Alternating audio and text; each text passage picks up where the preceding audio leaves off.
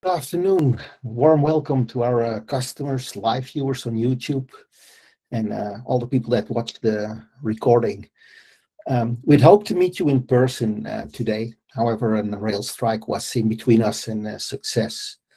Within the next few months, we do want to invite you for a social meeting at our office and have some food and drinks, meet other Google customers, network, and use the time to ask us anything.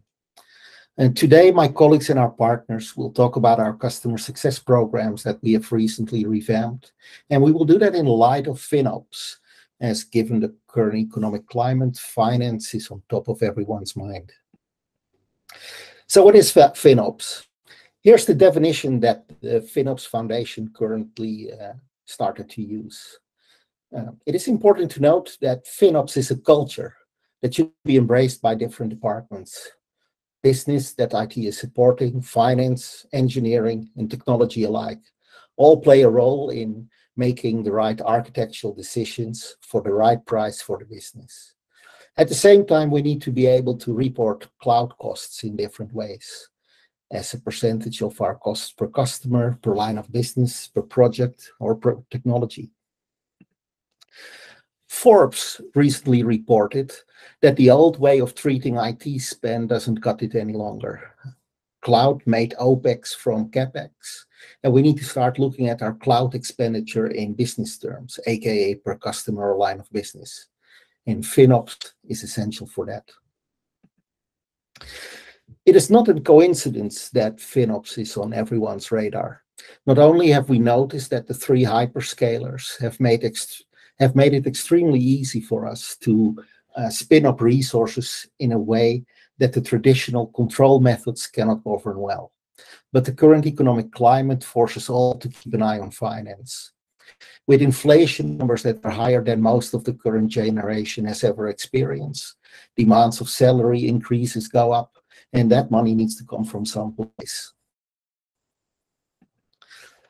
Before I introduce the agenda to you, I want to highlight a very recent development in FinOps, currency management. I want to use this slide a bit as a cliffhanger at this moment. Our last topic of today will give more insight to that. And with that, it brings me to the agenda of today. The agenda today is, first of all, the welcome that I just did and I'm about to wrap up. After that, we're going to talk about FinOps, and it is my colleague and CTO of Devoteam G Cloud in the UK, Naresh, who's taking care of that. After that, we'll have a look at our Google Workspace and GCP customer success programs, and we will also do that in the light of FinOps a bit. After that, we'll give you a break. And then we'll continue with a word from Google. And after that, it is time to hand over the mic to our partners, HYCU, Aiven, and Hashicorp. We will end the day with some customer cases, and we will wrap up with Q&A. Should you have any questions during the presentation, please type them at the right side into the chat, and then we'll address them in the Q&A section. With that, I'd like to hand over to Naresh. Naresh, take it away. Hi, I'm Naresh. I'm the UK CTO of G Cloud UK, and I'm going to be talking about FinOps. FinOps includes cost control and cost optimization, and it's important when you move to the cloud, as you move from a CapEx-based model to an OpEx-based model, and able to scale up to deliver the value to the business. So today, I'm going to be going through some slides taken from a workshop that we do for our customers. And I'm going to touch on a subset of the slide deck that we usually go through with our customers and talk about the items on this slide. So talk about how you do adopt FinOps, some examples of monitoring and controlling costs, and then just give you a flavor of how you could manage your cost and optimize your cloud consumption so that you are doing the right things for the business across container storage, databases, and then finally I've added in some extra details on how you can use CI/CD to benefit from the latest technology tools that are available to make sure that you are putting the power in the hand of your teams, but also at the same time allowing them to innovate. So moving on. So yes, FinOps is part of the business in terms of bringing technology, finance, and everyone together.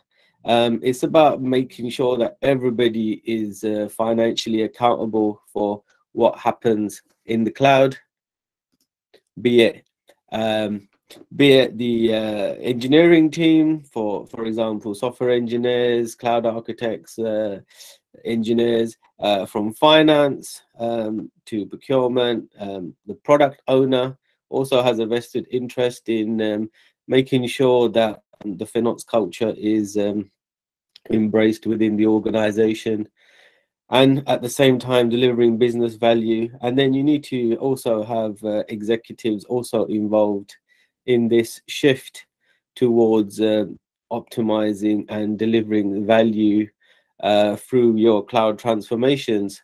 So this at a high level is broken down into these topics, where I will go through in more detail over the next few slides. They cover various tenets, such as encouraging individual accountability, making costs visible, also making sure that everybody on the team, be it an engineer or somebody in finance, is collaborative in terms of making sure you are getting the best value from your cloud transformation. And in doing so, there will be times when things don't go right or don't go wrong.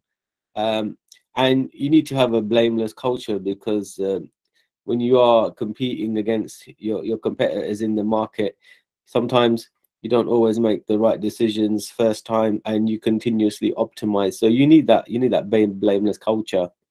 And then finally, doing the things that are right for the business, that are generating business value. There's a big topic about make versus buy, and with cloud and hyperscalers, for instance, Google has a number of services that you can consume that mean you're no longer looking after individual units of compute, and you're focusing more on the value, and your developers are doing less of the sysadmin type activities that they may have done if there was on-prem. So with that in mind, I'm going to move on. As you move to the implementing FinOps, everyone is encouraged to see the outcome of your cloud transformation.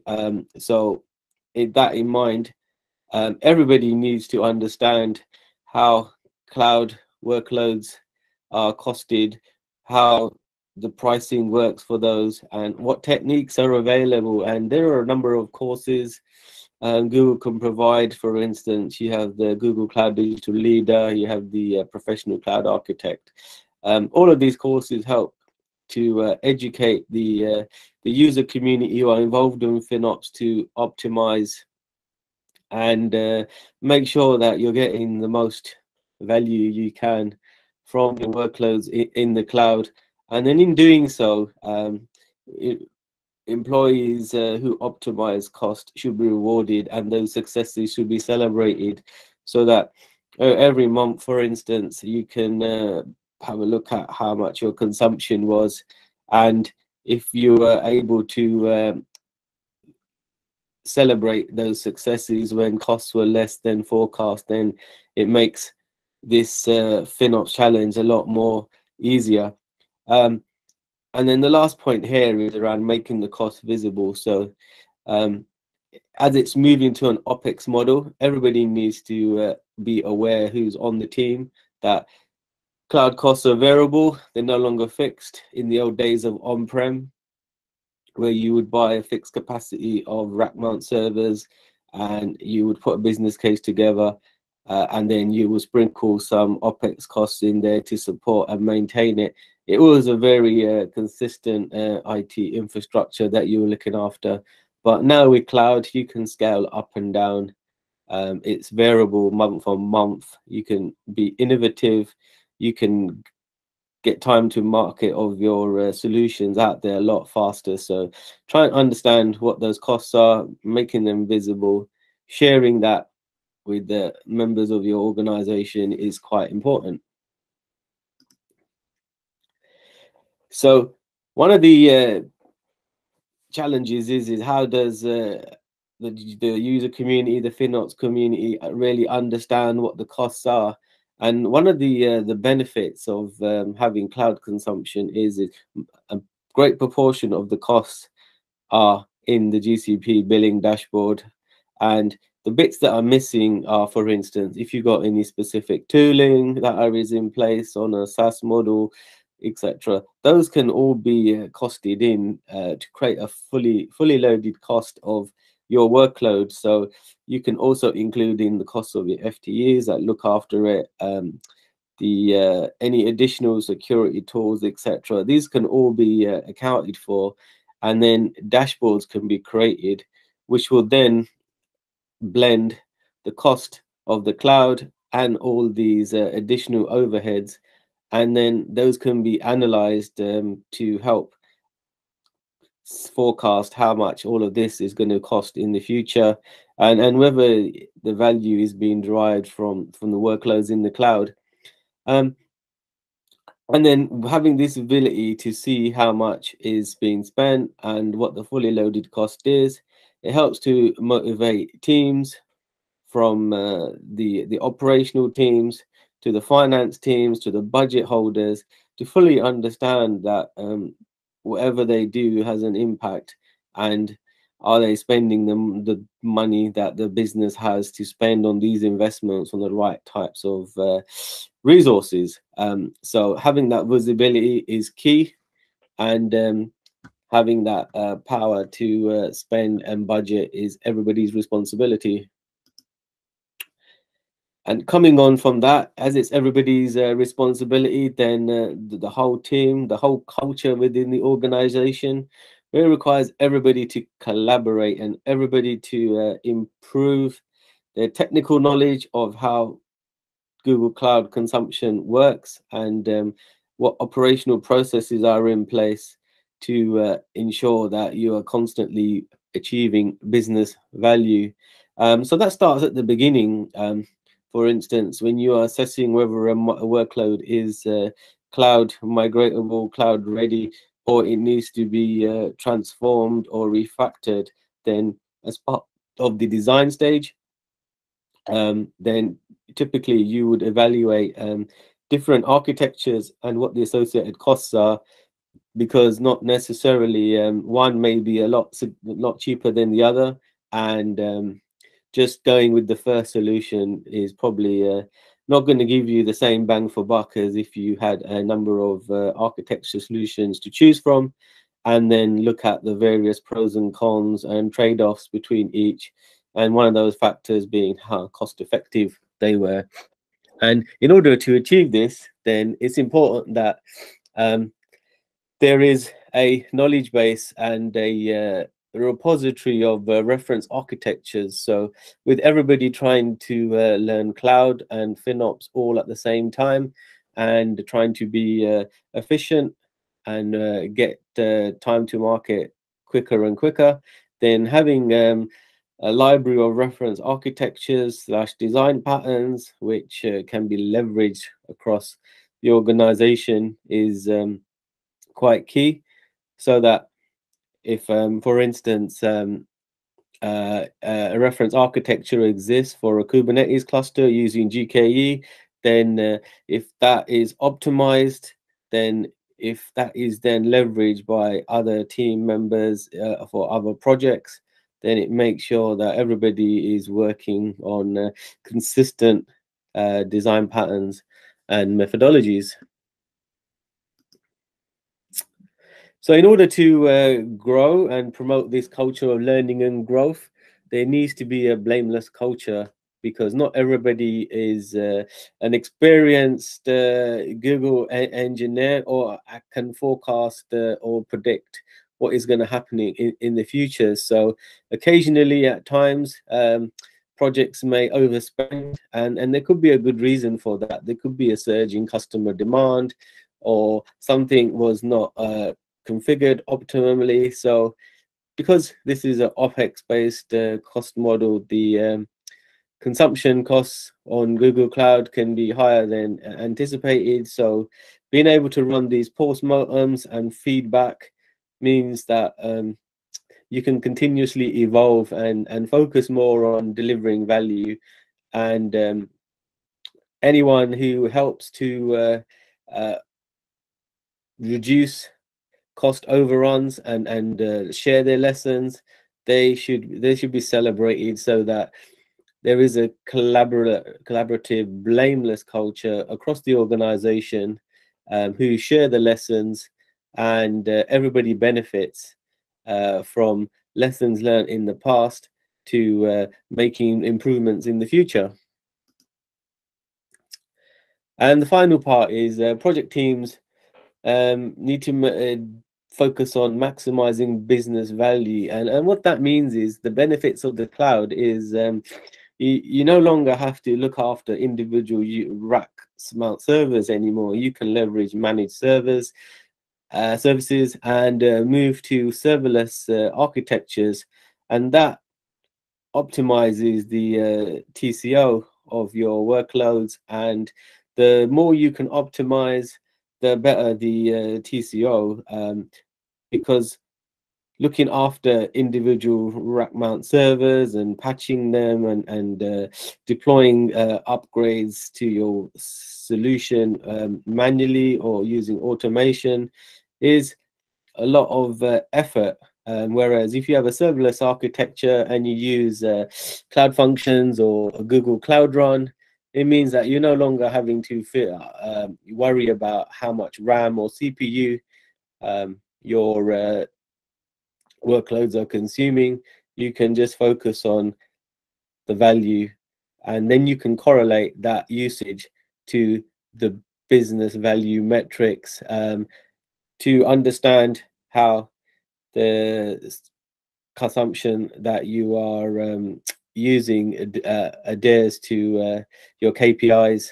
And then finally on that is you can figure out how much each of your environments are costing. So if you have a typical workload and you have a dev environment, a test environment, UAT, production, you can look at how much those components are costing. You can potentially figure out a cost per transaction and look to optimize that as you optimize your system and workload over time. So I'm going to move on to cost management. Cost management is important because you can spin up as much or as less of Google Cloud as you want. You can spin up 20,000, 30,000 CPU cores subject to quotas, and that is then billed depending on various factors based on your consumption and your contracts, etc. So the visibility of those costs is important, because you don't want to get to the end of the month or end of a quarter and figure out that you've overspent and taken your eye off the ball. So what is recommended as part of the FinOps operate model, that every project has a budget holder assigned to it, so that they're responsible for ensuring that the forecast and the actuals are tracked, and if there is any overspend or underspend, then that's kept monitored. As you deploy new features into production, these budgets and estimates may need to be increased or decreased depending on the features that are being deployed, and that way you keep a good visibility of your cloud consumption.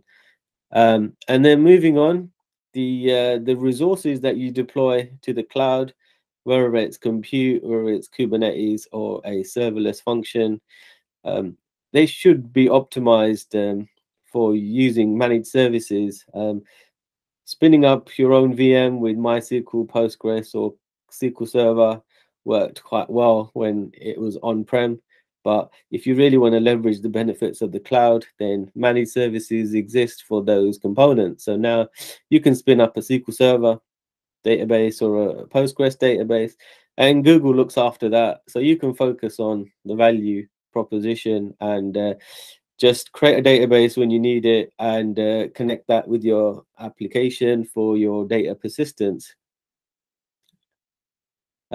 So the teams all need to work together in order to share the best practices, lessons learned. Some teams will be more mature than others when it comes to their cloud transformation journey. So coming back to those reference architectures and patterns for workload migrations is really beneficial in this space.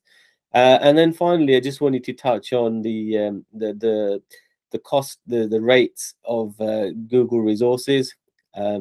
In order to understand costs on GCP or any hyperscaler, you really need to get under the hood and understand what all of the pricing mechanisms mean. So at a very high level, in Google Cloud, you have the concept of reservations, committed use discounts, which Noel will cover later on in his presentation. You also have the option of preemptible virtual machines or spot VMs. Preemptive VMs run for 24 hours and then terminate. So they're quite useful if you're running bursty workloads, doing short units of work, such as high performance computing. And then finally, if you are a Google customer and sign up for a commitment, you can then get preferential pricing. And that's something always worth considering as a Google customer. So moving on, just going to talk about design and how you architect your solutions and how you migrate to GCP. So I'll start off with the billing account. So the billing account is something that all costs are linked to. So as Devoteam G Cloud, when our customers onboard, we create a billing account and then share that with your organization and give your Google identity permissions to use that billing account. And then it then is used to link to projects. So these are GCP projects. And then a single bill is then created every month, which can then be used for internal chargeback to your internal teams of the costs. And then once you have that billing account, then that has various policies associated with it. And one of those is labeling. So one thing that we do recommend is labeling across your GCP resources so that when you are trying to track costs, you have a billing schema that represents your organization. And one of those recommendations are things like having a cost code, having a budget ID, an owner, etc. And these can be set at the project level and also set at the resource level. And if you're using any sort of automation like Terraform, then that can be used to ensure that labeling is applied consistently across your organization. And the more effort that is spent in this area of labeling, the better it is in the future. Because when you come to looking at your monthly billing and you want to drill down at a resource level, and for instance, you want to know how much spend was on a particular Google storage bucket, if you haven't labeled the buckets appropriately, then it's difficult to do that retrospective analysis. And the last part is around billing access. So we can basically give billing viewer role to members in finance, etc., to product owner, and that allows them to see the costs and also do some analysis of how consumption has increased over a particular period, which is useful from a forecast and analysis perspective to make sure that you are tracking against the business case and what the forecasted spend was. And if you're going over or under, then you can take appropriate action. And the last part I wanted to cover was around how you can set up specific budgets and alerts. So for an example, if you are new to Google Cloud and you want to be alerted once a certain threshold of spend has either occurred or is forecasted, then you can set that on your billing account. So for instance, if your budget for the month was £10,000, then you can set an alert which would alert at a specific threshold which you can set. So you can say 50% or 5 grand, and you can have multiple levels of alerting to help you monitor and track how much you're spending in that. And then those emails can go to either members of the engineering community or the finance community.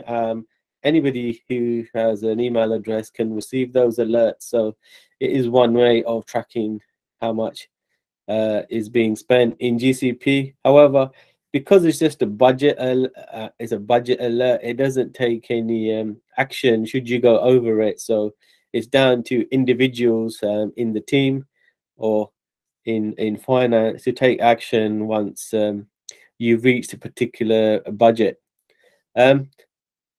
If you're in non-production and you wanted to take more aggressive action, then in some cases you can set up triggers so that the billing account is removed from a project, and that can help when it's a sandbox, because it won't cause any production outage. So that's something useful you can do for non-production sandboxes or training projects where you have a fixed budget of, say, a few £100 a month, and if it goes over, you just remove the billing account to make sure you don't have any unnecessary spend.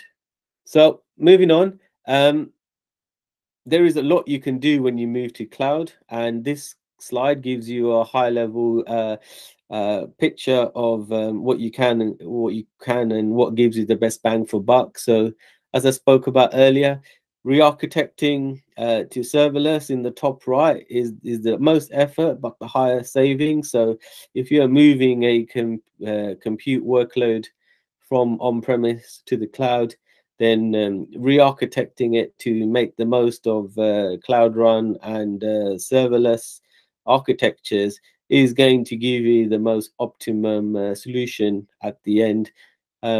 However, if you are migrating legacy workloads and you are quite constrained, then you can still benefit things like auto-scaling, where compute instances will spin up and down dependent on load. Also, you can make use of right sizing, which is making sure that the instances are of the right CPU and RAM capacity. So in the olden days of on-premise, where you had to buy the kit up front and potentially stayed in situ for 3 years, now you are basically able to spin up a small VM to begin with, and as usage of your platform increases over time, you can effectively stop that compute instance, up it to a bigger machine type, and then off you go. So that is very useful.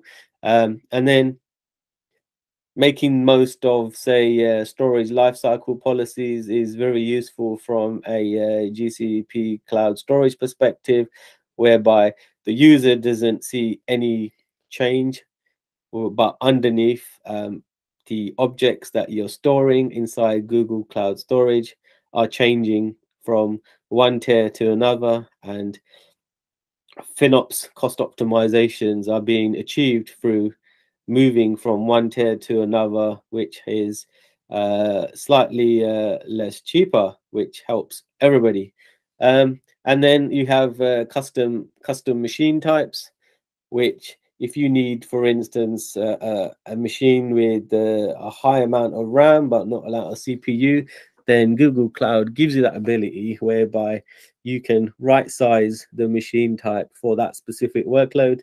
And it's a very good feature to be using. And I've already mentioned preemptible VMs. So preemptible VMs are 24-hour life cycle, and yeah, great for those short-term workloads or workloads that are ephemeral and won't have any impact should they be stopped and restarted. So massive cost savings using preemptible versus on demand, and using those for your use cases where suited is always a good cost saving and optimum solution. And there's BigQuery slots here, which I'll talk about later in a further slide. So I'm just going to go through and just talk about a couple of use cases where you can optimize. So many of our customers use Google Kubernetes Engine, which is Google's PaaS platform for Kubernetes. And the benefits of that are it's fully integrated into Google Cloud. So you get the benefits of cloud monitoring and logging, and you can see everything within the GCP console. There's a newer feature come out this year called GKE Autopilot, which basically allows you to spin up a GKE cluster, but you no longer have to worry about the control plane or patching and updating or that. You focus predominantly on your workloads and your pods and deployment of your application. So it's the best solution if you want a Kubernetes type platform, but you don't want to manage it. And moving on then, auto scaling is important in terms of making sure you have the right amount of capacity and you don't have idle instances that are not being utilized.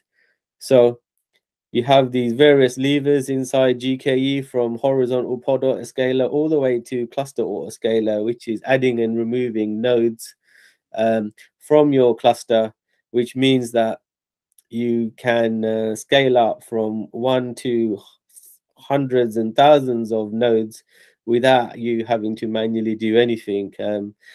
And this is all part of the node auto provisioning. So you can have multiple node pools inside your GKE cluster, and you can also dedicate node pools to specific machine types. So E2s, N2s, T2Ds if you want to go AMD. So what you effectively can do is have different node pools and then allocate your pods to work on specific node pools, and you can also mix and match on demand versus preemptible to get the best cost optimization from Google Cloud and get the best performance from your solution. So just looking at storage, as I mentioned before, it's a single cloud storage API. If the users are using Google Cloud Storage, whether it's for storing data or large data sets or backups, there is just one API. And when you create your Google Cloud Storage bucket, there is the option to set the type of bucket it is, whether it for default storage, for multi-regional, regional to nearline, etc. And what you can do is set up a lifecycle policy so that after a certain threshold, you move to a different storage class. And if you look at the actual costs underpinning each of these classes, you'll see that there's a lot of savings as you move to the right. So as you move towards nearline and cold line, then the cost per gigabyte becomes more and more cost effective. So if you have decent lifecycle policies in place, then this is definitely an area worth considering to optimize. Moving on to BigQuery. many customers use BigQuery. It has two pricing components. So you have query processing and the storage element. So I'll touch on the query processing first.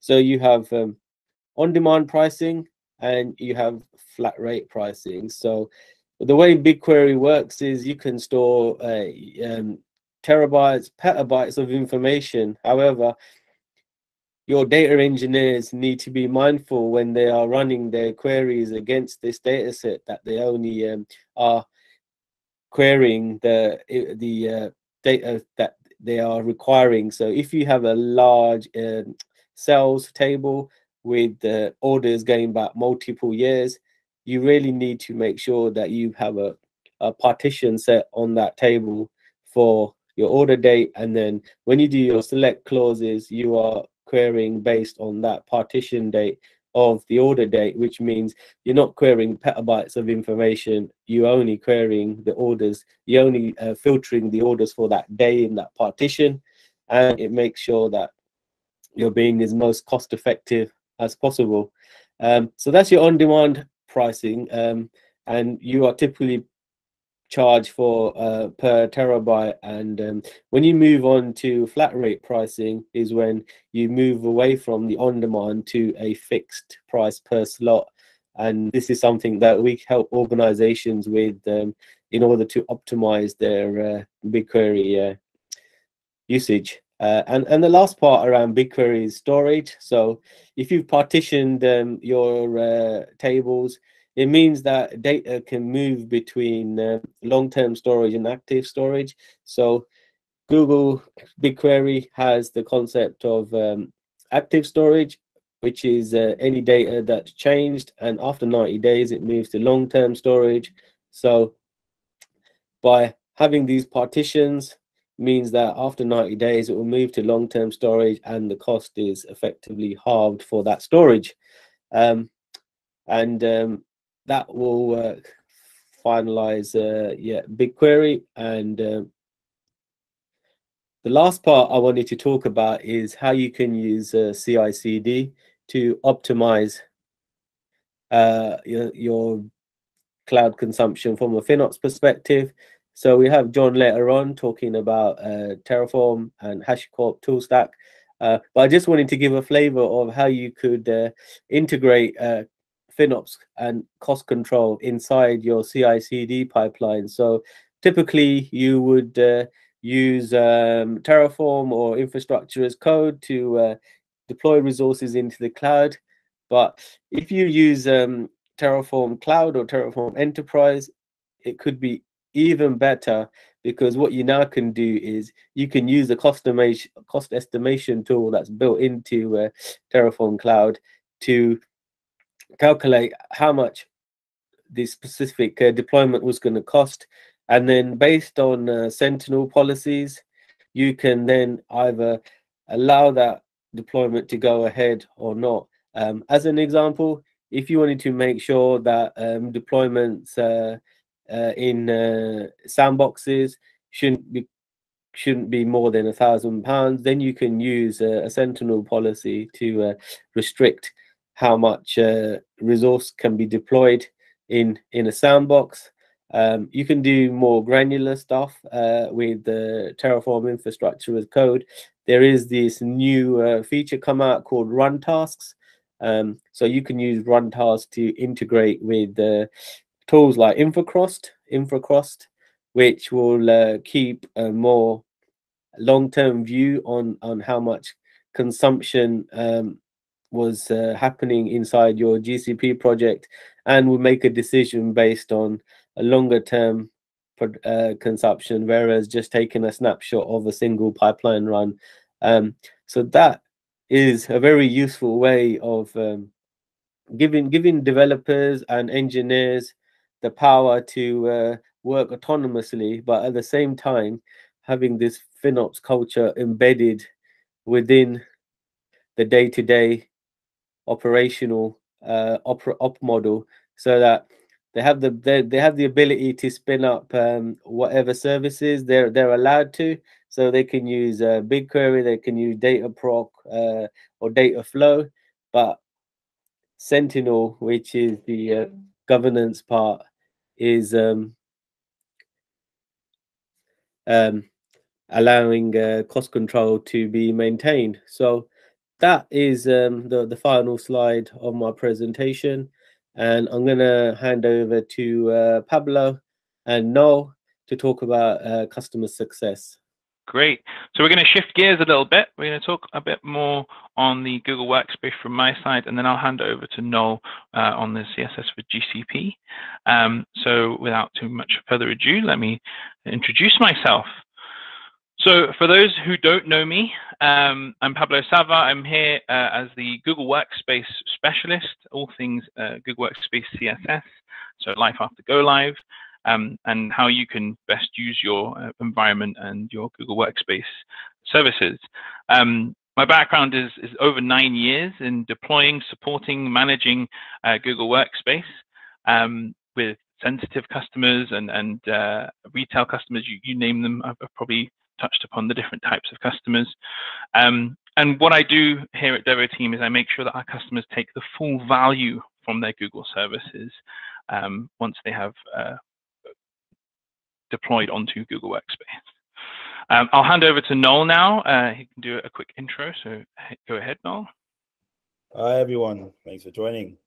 I'm Noel. I'm basically the counterpart to Pablo for the GCP side. So I head up the GCP CSS program, and I'm pretty much the first point of contact for anything you need, whether it's reactive or proactive things within GCP, anything to do with your roadmap on GCP. Please feel free to come to me. I've got a couple of years in GCP experience. And yeah, I'm glad to help. So Pablo, I'll pass it back to you for GWS. Right. Great. So before I go to the next slide, I'm going to explain a little bit about the analogy I have about upkeep of Google Workspace. So I'll be talking about Google Workspace in general, how you manage the Google Workspace. So a strange analogy, but I'll go back to an experience of mine. So back in the early 2015, my wife and I decided we need a nip around car to go around London. So we bought something we could afford, a little Mini. There it is in London. And the upkeep, we thought, it'd be easy. It's a Mini. There can't be too much to do. So we used it for a good few years. Then you can hear it grinding a little bit, and was, oh, maybe it's missing a bit of oil. So we started putting a bit of oil in there. So maintenance from our side, making sure we had oil in there. Ended up spending a lot of money on oil, actually. Probably should have taken it for a service, but kept putting in oil and using it because it got us to A to B. So over the years, you start to get a bit of a sluggish feel. It's passing MOT, it's fine, I'll just keep using it. But little did I know that I send my wife to use the car to go back and forth from work, where she parks in a multi-storage garage. There's me thinking, oh, I've got my auto aid breakdown, it'll be fine. But lo and behold, I should have probably checked it. So things broke, water leaked, oil leaked in a multi-storage garage. Little did I know that our breakdown recovery doesn't support us for a garage which is multi-storage, low roof, and has those windy level things. So my wife is sitting there, not able to go anywhere. I'm an hour and a half away, and I have no idea what to do. But long story short, it cost us a lot of money to get that car out of the garage. And actually, in hindsight, I should have done a lot better with making sure I had the right service, the right maintenance for that car. So not too dissimilarly, Workspace does need its attention. You get new, unlike my car, in Workspace, you get new features, you get new options that when you do have them enabled on your domain, you need to consider, actually, do I need to turn them on? Is there some change management to do? All that stuff.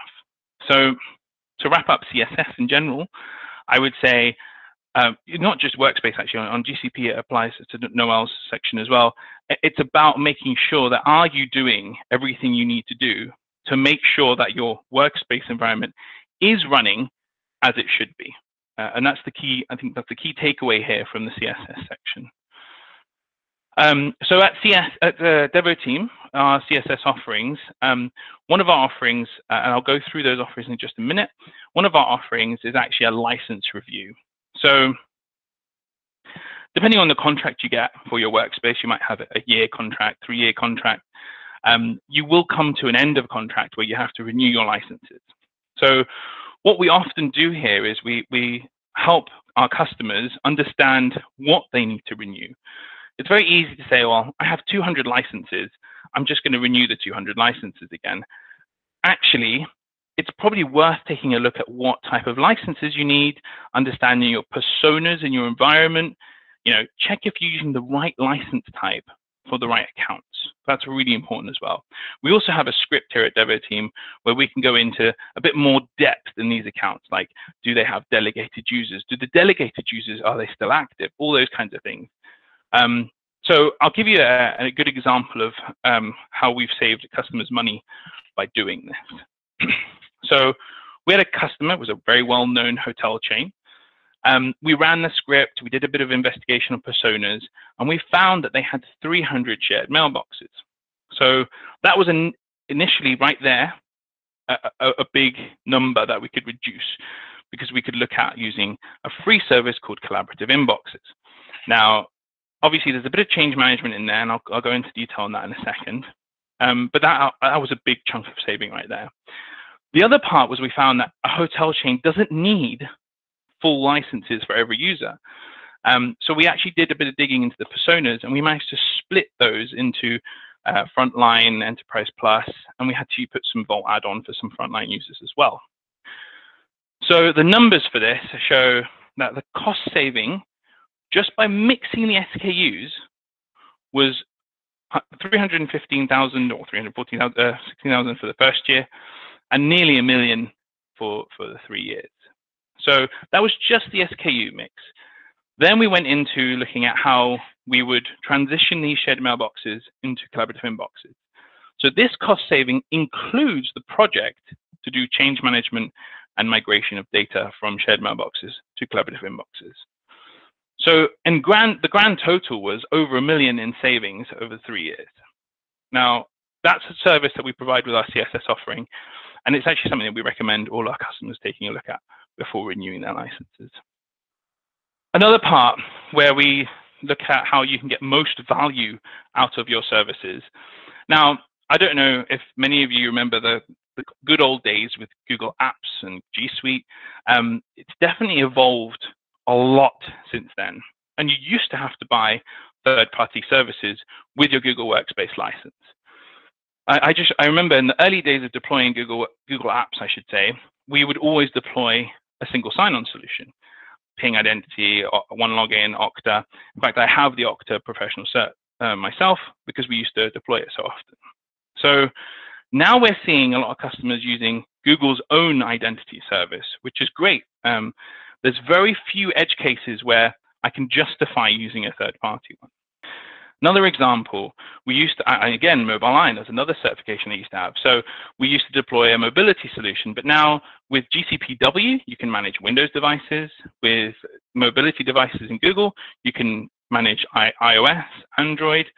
So it's about considering whether you need these tools still, or can Google do it with your SKU. CloudLock is an old one. If you do have that still, I think it's worth reaching out, but that's a security tool. But the higher tiers of Google Workspace now include a lot of those DLP and investigation functionalities. And Active Directory, that's one that usually, I hear people get nervous when I say, actually, do you still need Active Directory? Because it's usually one of those dinosaurs that's still there. Maybe there's Azure AD as well. There's an option to move away from that if you're primarily on Google Workspace as well. Google actually offers LDAP integration services, and I'll show you what that looks like in just a minute. So on the next slide, I'm going to show you an example of a customer which I deployed over 8 years ago, went off and did some other projects, and then 8 years later I came back. Now 8 years ago, Google wasn't as advanced as it is today, so the integrations were much more complicated, lots more manual processes.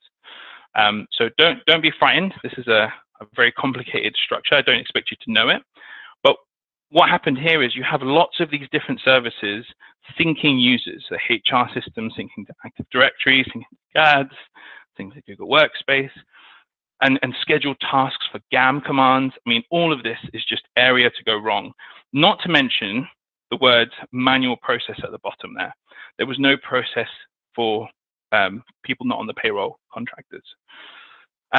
So using today's Google Workspace features, we could rip out pretty much most of that. In fact, I would say about 90% of that.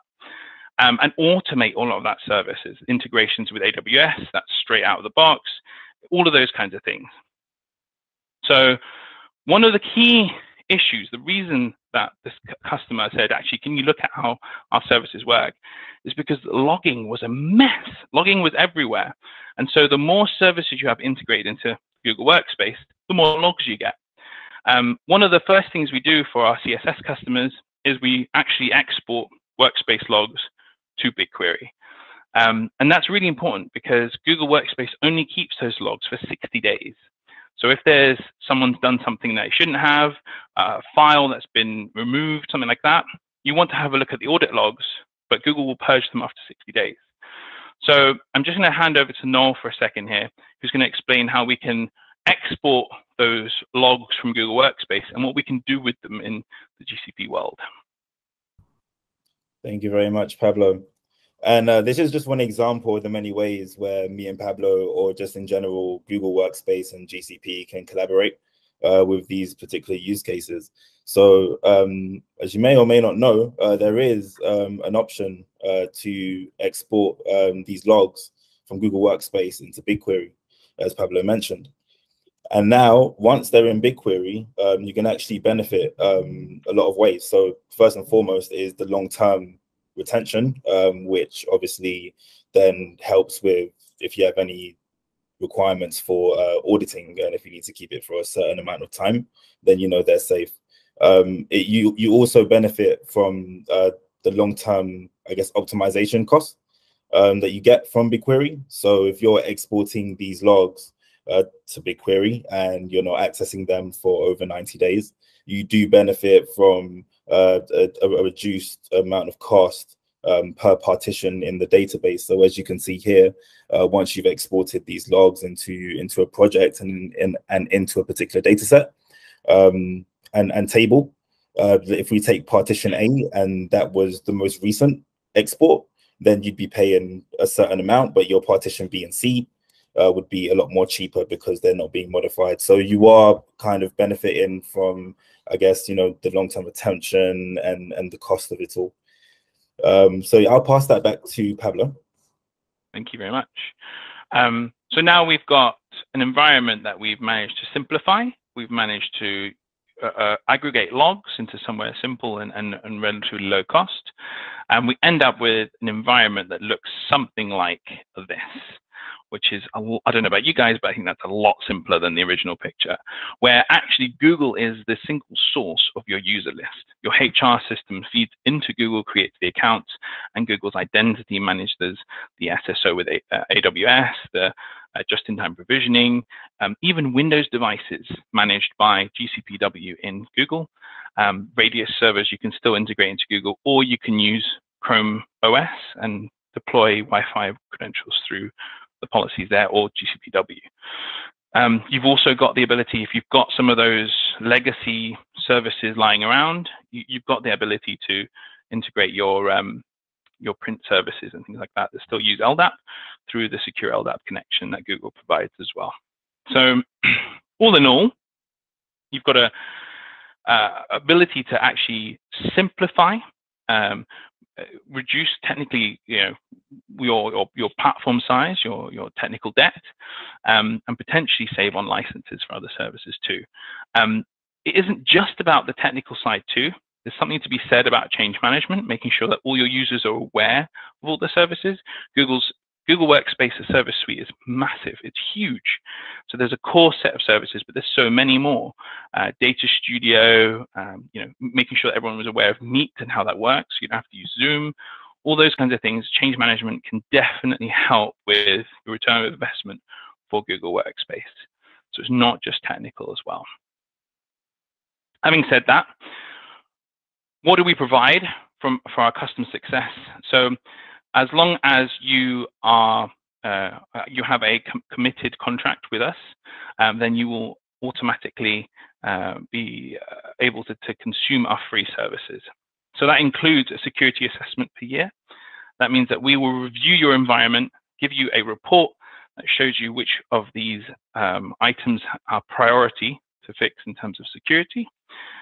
We'll do the 1.5 hours of someone like myself on a topic of your choice, whether that's looking at how GCPW works, context aware, anything like that. We can drill down onto one of those topics. And security assessment, if you like. Technical debt reduction is a hot one. We do sessions like this, webinars, and blogs and things like that. We'll provide you guys as well. Contact someone like myself, and the license review that we mentioned before. As you grow, we grow with you. And so we offer you more services, the more seats you consume. So you get more workshops, feature and adoption dashboards, things like that. And then, yeah, there's more there still. So those are the services you get with Google Workspace. I'll hand over to Noel to give you a rundown of the services you get with GCP CSS. Thank you very much, Pablo. All right. Yeah. So to start off with, I want to speak about our delivery framework. So it's kind of split into 3 areas. One is more reactive. So we're talking about managed services. We're talking about, okay, you know, you're already in production, and you've got everything, I guess, in place, but you still run the risk of things that change management can help you out with. So, for example, any threats, any issues with your services, we do provide a managed service, so we can pretty much take control and fight those issues, troubleshoot those issues without you actually seeing them. And then we have more proactive modes. So now we're talking about on the enablement and implementation and deployment side. If we take, for example, you're a business and you want to migrate to GCP, whether it's from on-prem or a different cloud provider, and you wanted to quickly spin up, resources or deploy resources without having to think too much about the underlying architecture, the networking, the governance, and all those things. We have like the cloud foundations here, other foundations like data foundations, which allow you to deploy fast and not think about those pain points. On the enablement side, again, you've got a roadmap, you've got a future for your businesses, and we basically provide these sessions, whether it's a roadmap session or a technical assessment or any kind of requirements that you think will be necessary. It could be, for example, on the security side, you need to work with larger firms that have strict requirements. We provide things like security audits, and I'll go further into that as I go along in my presentation. With all of these areas in our framework, we have accelerators again, and it makes it just super fast and easy to action. Even with training, as you can see at the bottom, training and change management, we have accelerators there. No, sorry to interrupt you. Are you showing the right slide for the services you're reviewing? We see your framework. Yeah, I'm talking about the framework first, and I think next is the services. Apologies, carry on. Sorry. All right, noise. Yep. So I'll move on to our services. Thanks, Pablo. Yeah. So similar to Pablo's slide, we offer these free services for CSS, and it's based on your monthly I guess billing.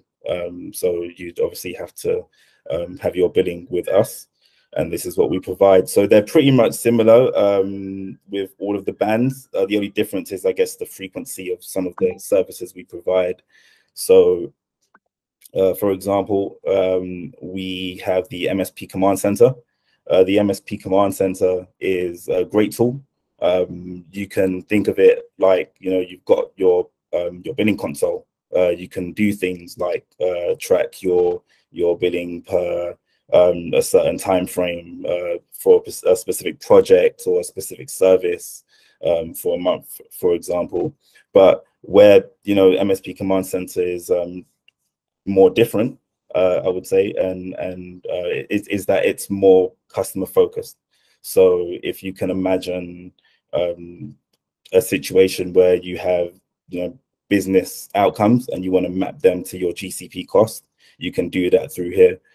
We also have an anomaly detection service. So that's basically it's an AI algorithm, and it's trained to detect certain spikes in your billing for whatever reason. Take, for example, someone running an expensive query, that then it can pick that up. And if you have any issues with a particular service, it can also pick these things up as well. With we have this asset management, asset inventory, which basically maps every single service within your GCP platform in the console. So if you have any issues, pretty much it's all a one-stop shop for you.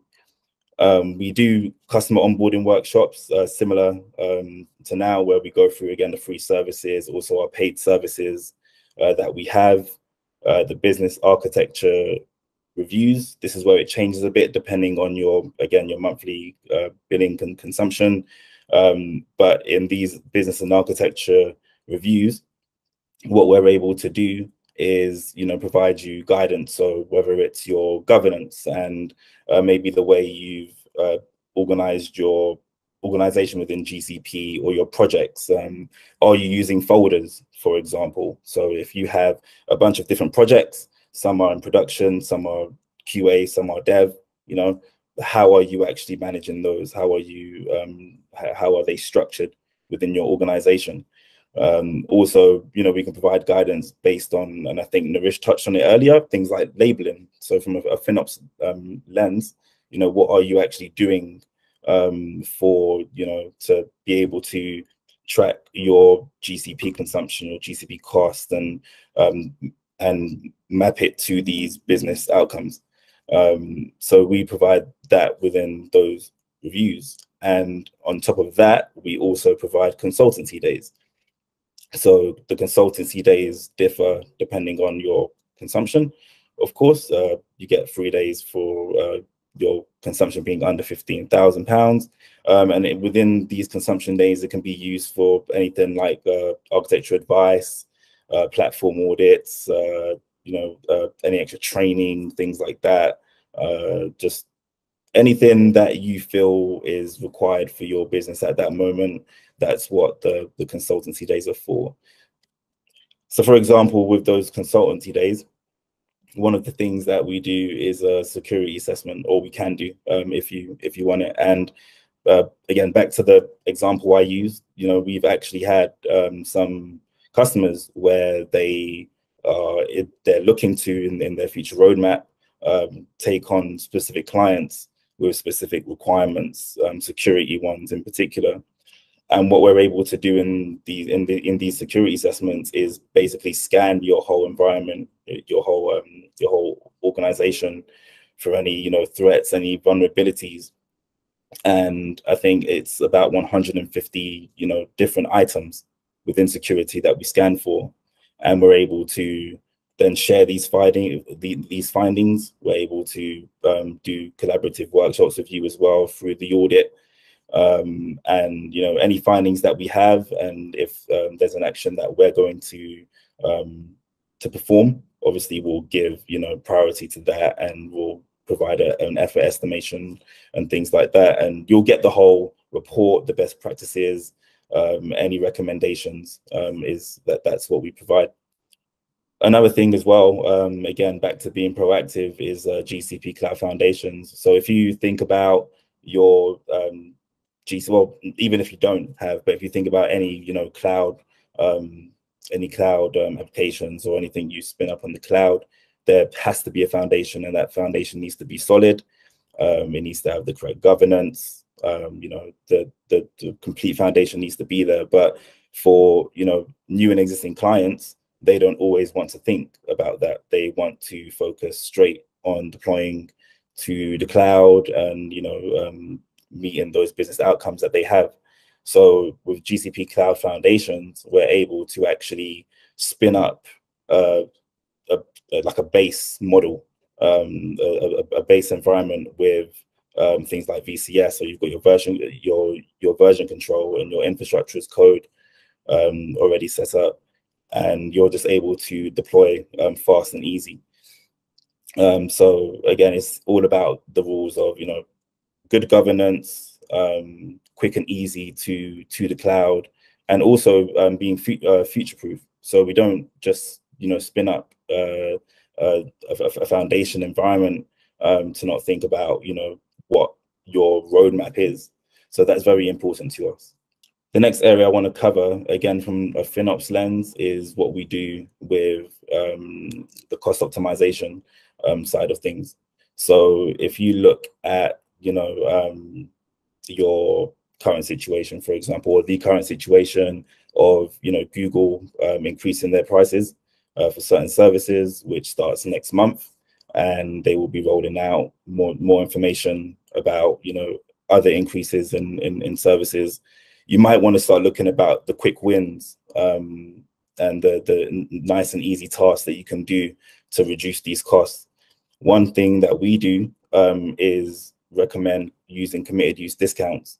Now, before jumping into committed use discounts, you have to think about, okay, what is your operational efficiency?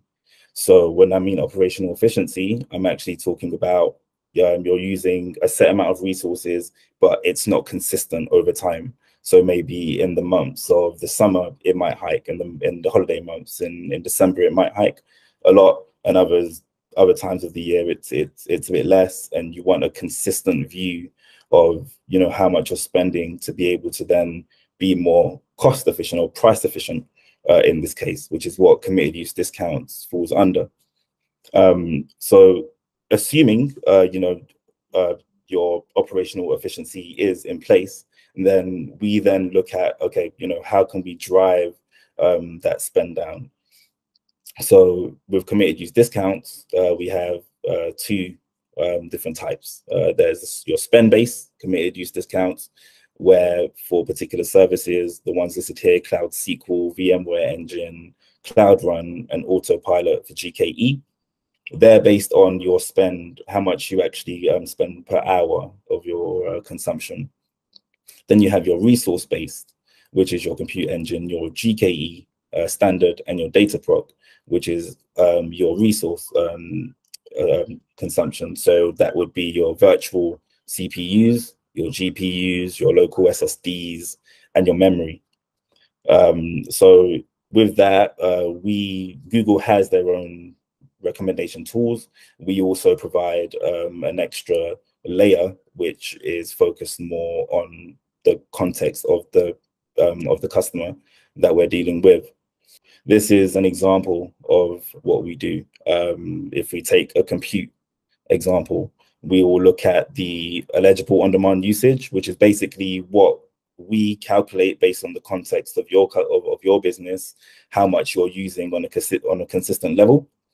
We then check the on-demand price that Google has and total that up. And then in comparison to the 1 year committed use discount in this case, but there's also obviously 1 and 3 years, then we will apply that percentage and see what your actual savings are projected to be.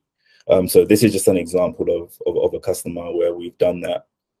And again, you know, when it comes to cost optimization, there's many different ways. If in this current context with a compute engine, it might not be that, you know, straight off the bat, you're just going to apply a discount because you can see you're using a consistent amount of a particular instance type. So in this case, we've got N1 instance types and N2 instance types.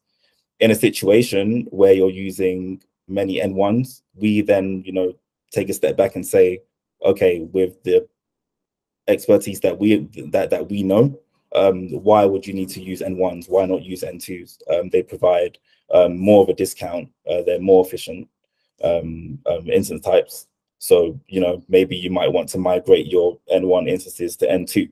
So we provide that kind of level of expertise rather than just applying a straight discount.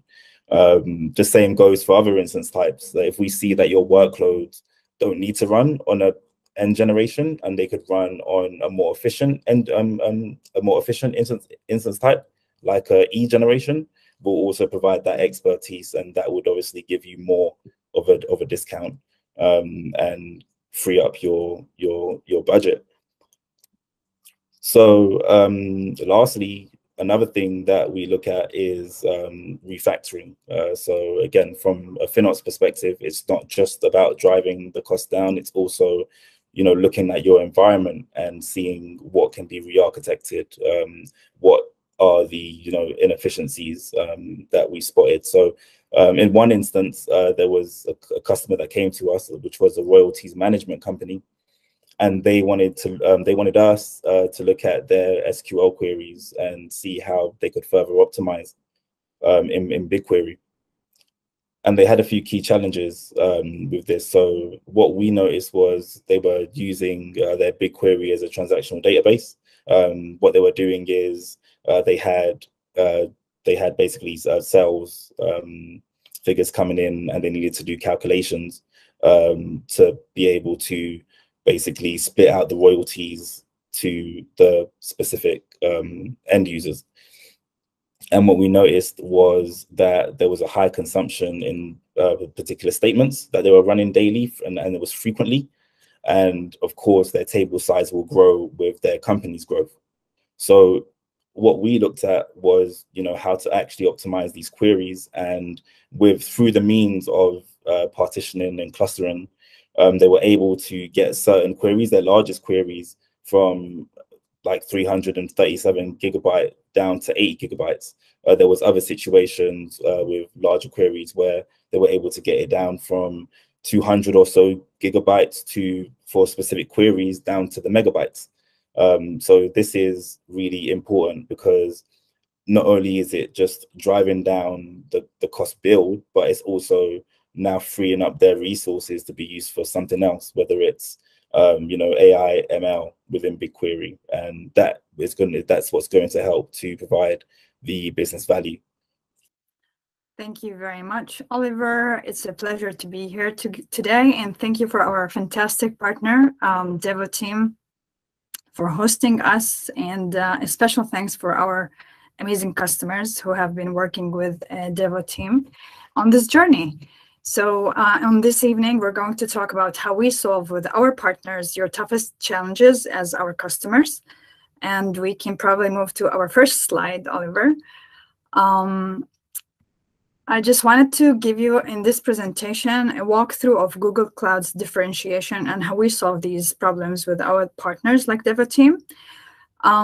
Every industry currently is digitizing because of the growth of digital devices and software advances all around us. As we can see, even from our own electric cars, they are now software-driven, receiving regular updates, much like a laptop phone. All verticals like retail, medicine, and many others are now depending on big data and AI. Financial services institutions are now supply chains for digital instruments. As intelligent analytics are increasingly embedded in everything and devices generate ever-increasing amounts of data, traditional on-prem solutions will no longer cut it. By this current year, 2022, 70% of organizations will have integrated cloud management across private and public clouds. As business innovation becomes increasingly driven by software, as you all can see from as customers, over 50% of all IT spending will go towards digital transformation and innovation in 2 years' time, in 2024.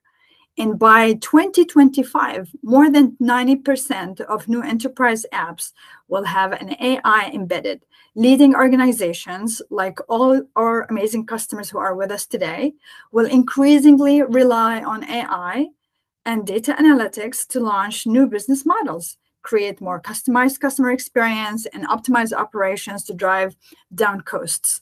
The scale and power of cloud is critical to realizing this value, and Google Cloud, in partnership with our partners like Devoteam, is the best partner for your journey.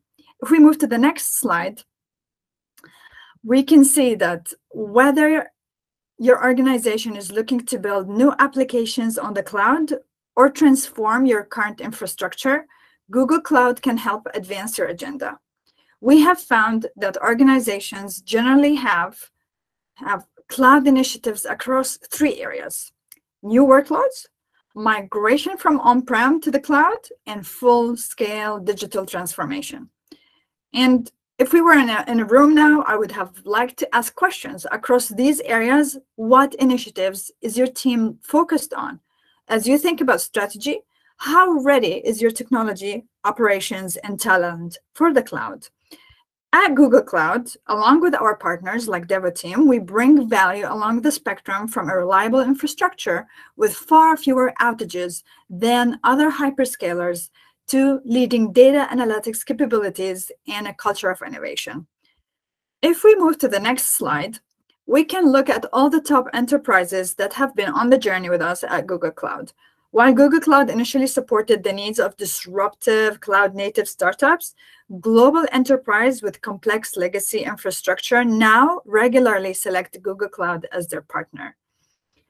We have an outstanding success with large global companies in every industry as they embark on their digital transformation journey with us.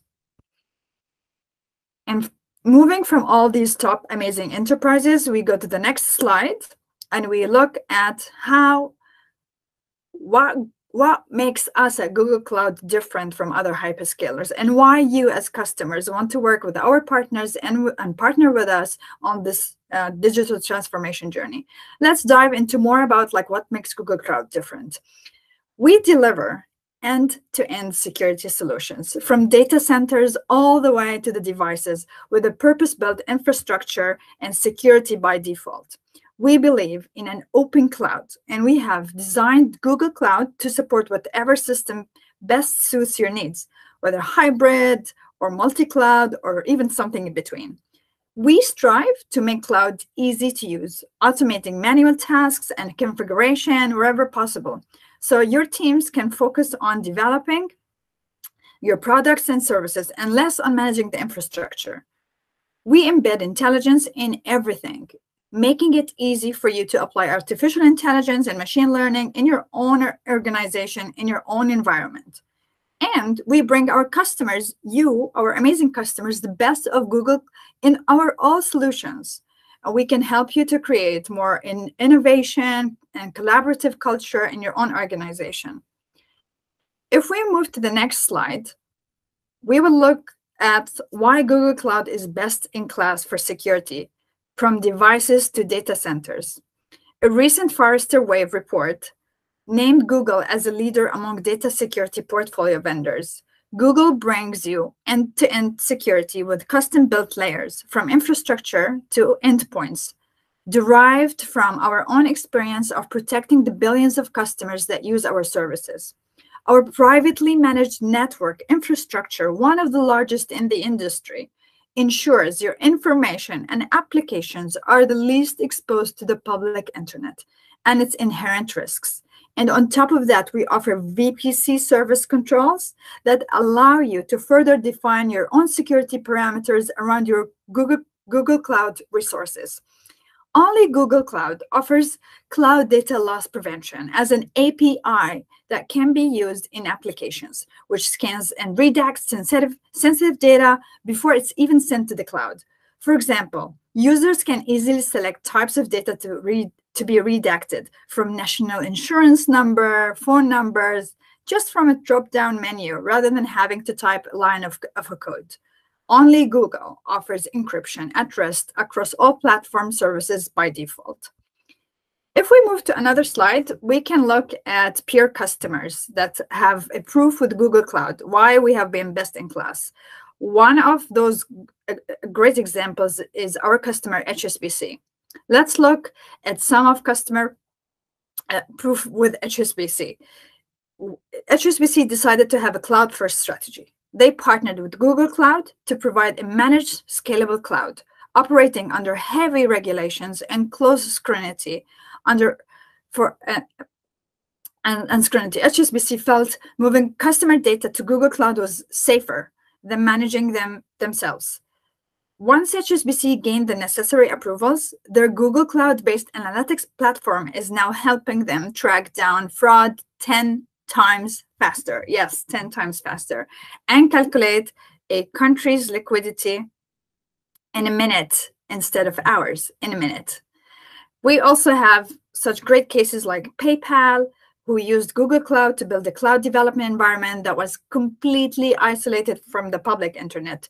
They used Google Cloud's dedicated internet interconnect to establish an extension of their own infrastructure into a new cloud development environment, and used virtual private clouds to ensure that this environment was not exposed to the public.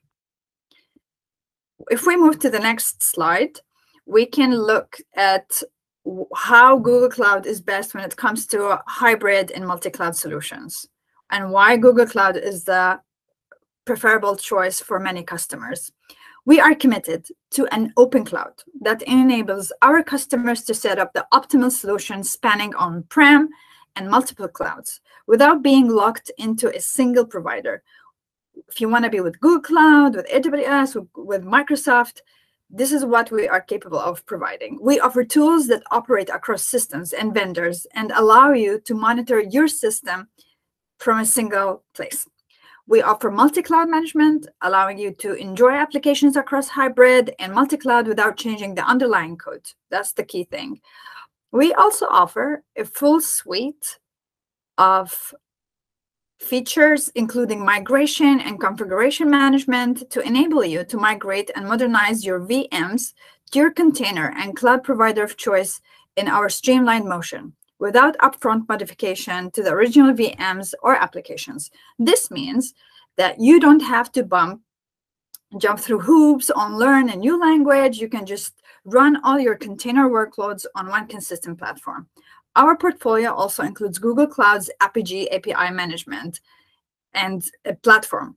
And if you've heard recently, we launched Apigee Pay-as-you-go, also be an important multi-cloud enabler. With Apigee's cross-platform capabilities, you can securely connect both legacy and cloud-native workloads across on-prem and multi-clouds with APIs. Industry analysts like Forrester have consistently recognized Apigee as a leader in this space. If we move to the next slide, we can look at our fully automated operations make cloud easy to use. And I wish we had like one room where I can ask everyone who have heard of BigQuery, and I'm sure we will have so many hands up. Google takes the guesswork out of cloud by providing serverless and fully managed solutions and allowing users to set up end-to-end SI and CD pipeline in all stages of development in multi-cloud, hybrid, and on-prem environments. One of our most popular and foundational products that our partners also love to use when solving for our amazing customers like yours is BigQuery. BigQuery elastically scales automatically and instantly, allowing you to pay only for the compute power you require to process your workloads. Its serverless architecture significantly reduces the need of system engineering from data analysts, in contrast to other main hyperscalers that require manual VM configuration or storage optimization. Kubernetes applications are commercial and open source, enterprise-ready, containerized solutions, while pre-built deployment templates, which makes it easy to deploy to Google Cloud. Google Cloud offers right sizing and automatic discounts and sustained use, delivering 35% savings. Yes, 35% saving on average for compute without any upfront commitment.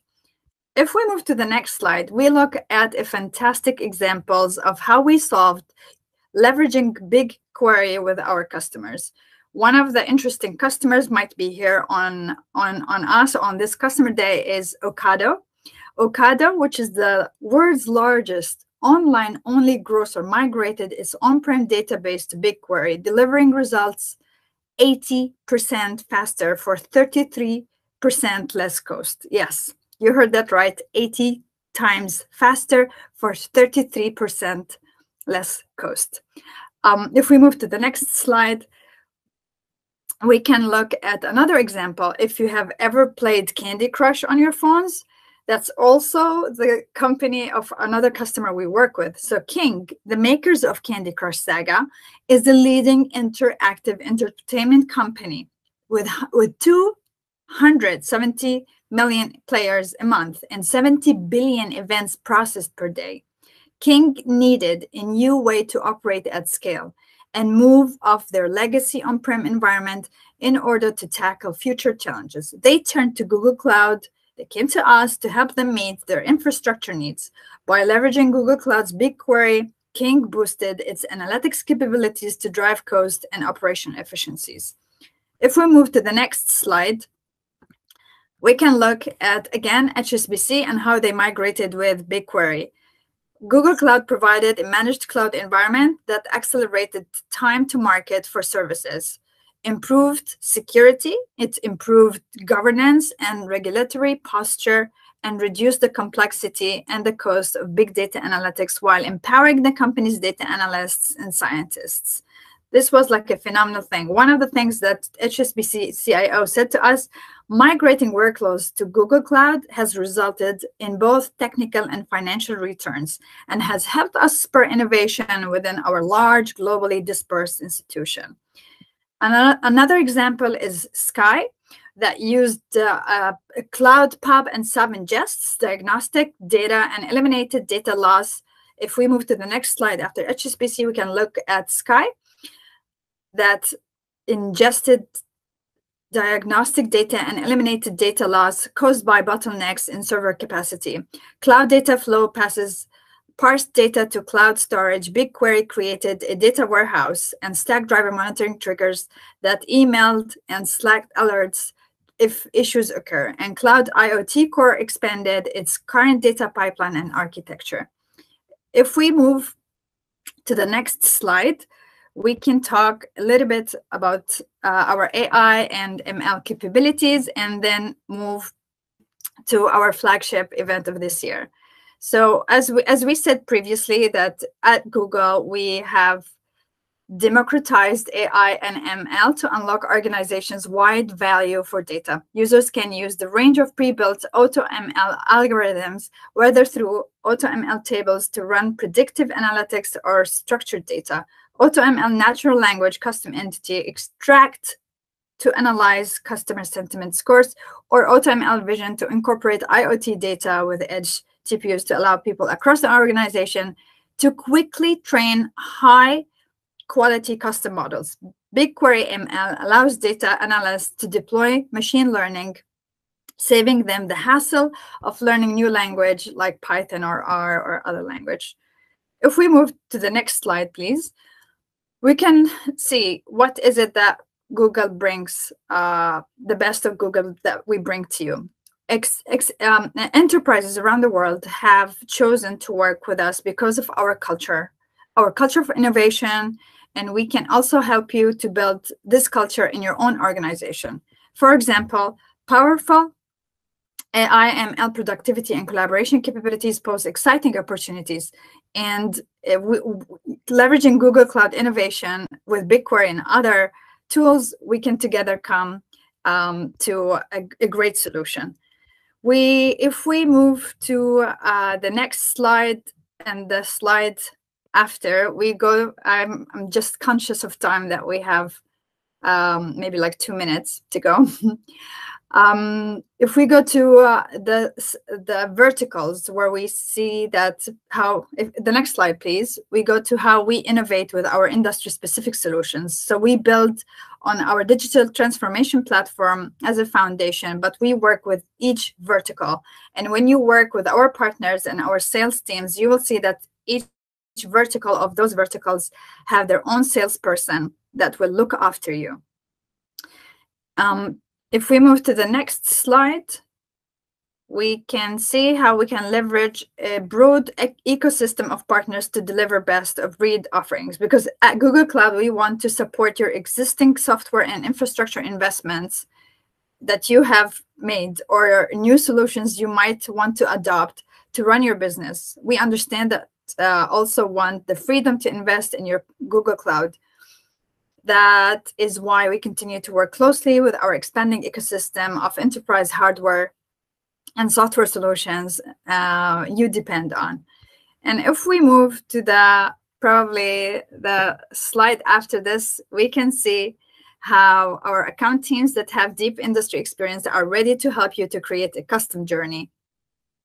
And if we move to the next slide, we can see that your journey will start with us and with Devoteam. Every customer journey into digital transformation is different, and Google Cloud with Devoteam can partner with you.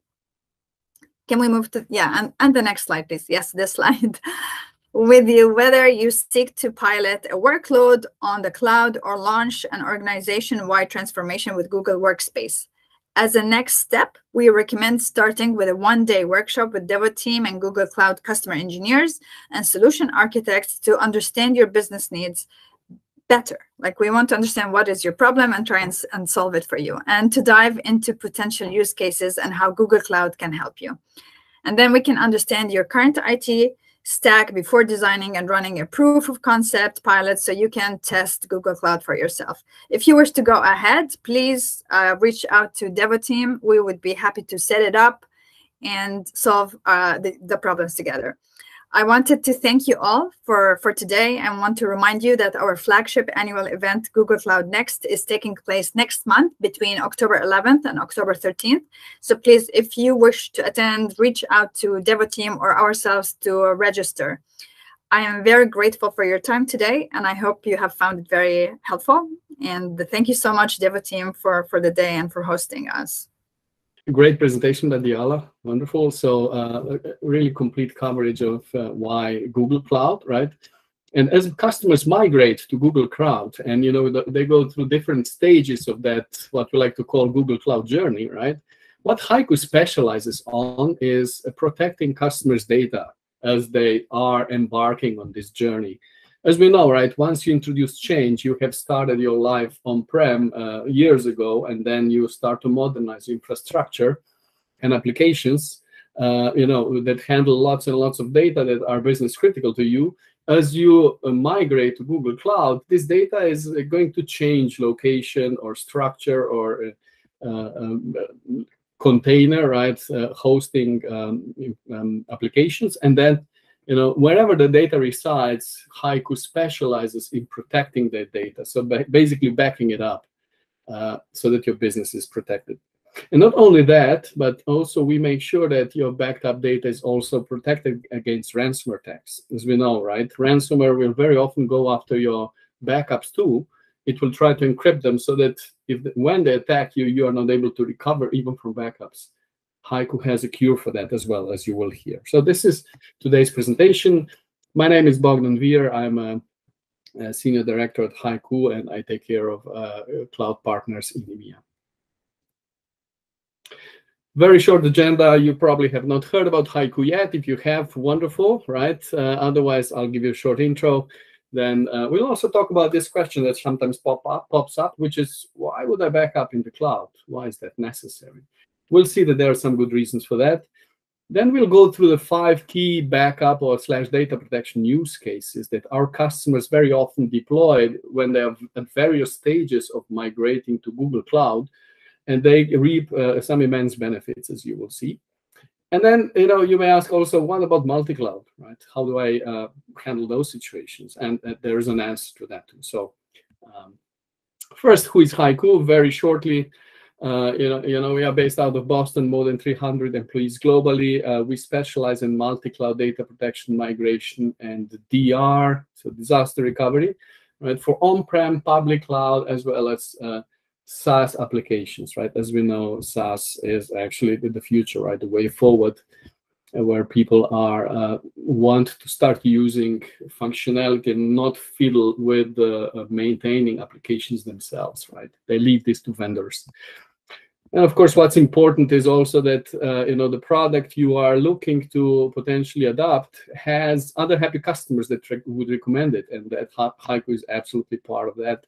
Our NPS score, which is a measure of how likely it is the customer will recommend your solution to another customer, is 91, where maximum number is 100 actually. So the number is -100 to +100, and 91 is actually a leading score in the data protection industry. So we have recently also been added in the Gartner Magic Quadrant for enterprise backup. So I think that's another testimonial that this is absolutely a serious solution that is very much forward-looking, but as we were added as visionary to that space. And we have a number of customers globally, more than 78 countries, as well as 3,200 customers plus. And we are also backed by investors, so Atlassian and Cisco, obviously technology investors, and then some capital investors as well. So let's go on. As every other kind of vendor, right, we also have a number of customers. So we are really strong across all verticals, from healthcare, pharmaceutical to technology, and so on. Some of the large Google customers are also our customers, so obviously we are very happy about that as well. But let's really dive into what this presentation is all about, right? So problems that HYCU solves for customers. What I like to kind of separate is, I've mentioned initially that this is about protecting customers' data during their journey, right? And if we begin on the far left side, this is a case where we are assisting customers that are still very much on-prem customers.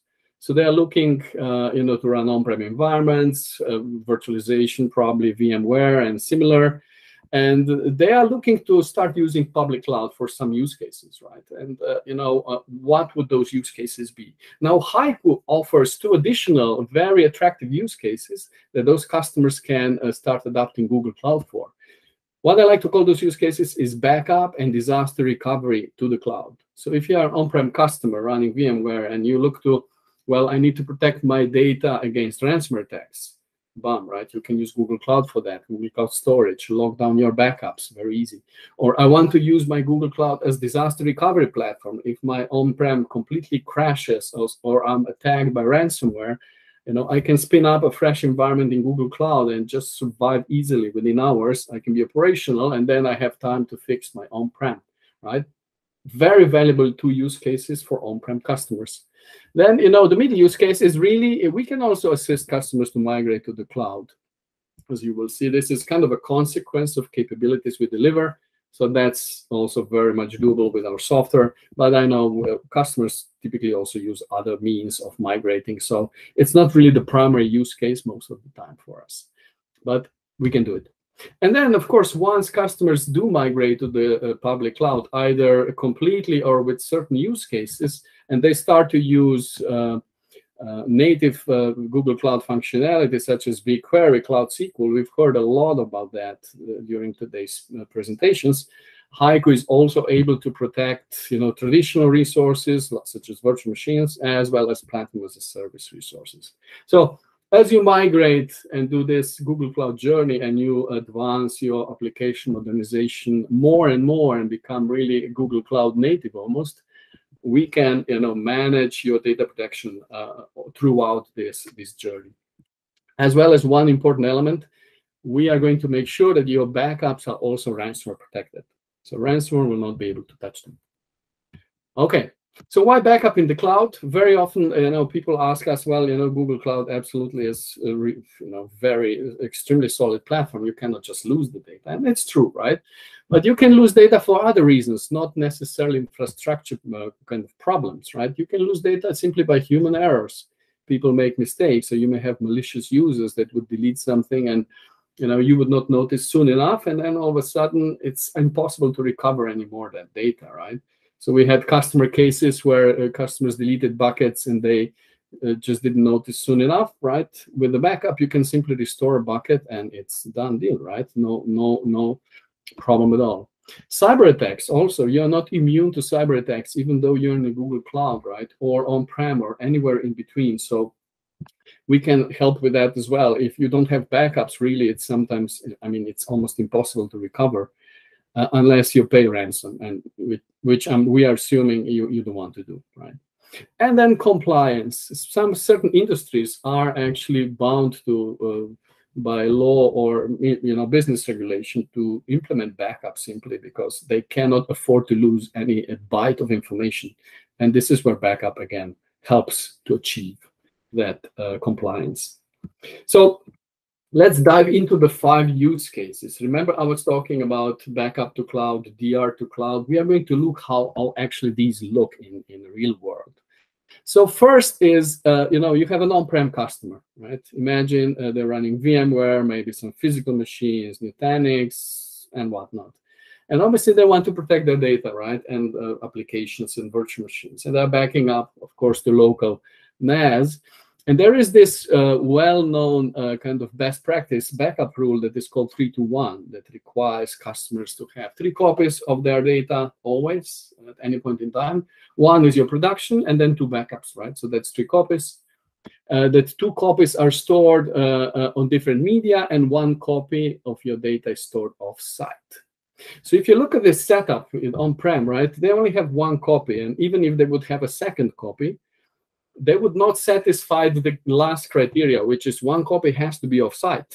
Because if your data center burns down, is flooded, all your backups are gone as well, right? So you have to have something off-site, which is very logical. And then this is where HYCU can help, of course, with Google Cloud. So why would you not consider, for example, using Google Cloud storage as the storage for keeping your second copy of your data, right? Absolutely. And while you're at it, you can also lock down those backups using the warm or immutable capability and simply make sure no ransomware can get to your backups and play with them, right? So you're fully protected. And then, yeah, so we are achieving with this use case 2 things, right? We are satisfying 3-to-1 rule, and then as well as making the backups immutable, so unreachable to ransomware. This use case is also a great use case for what I like to call tape replacement.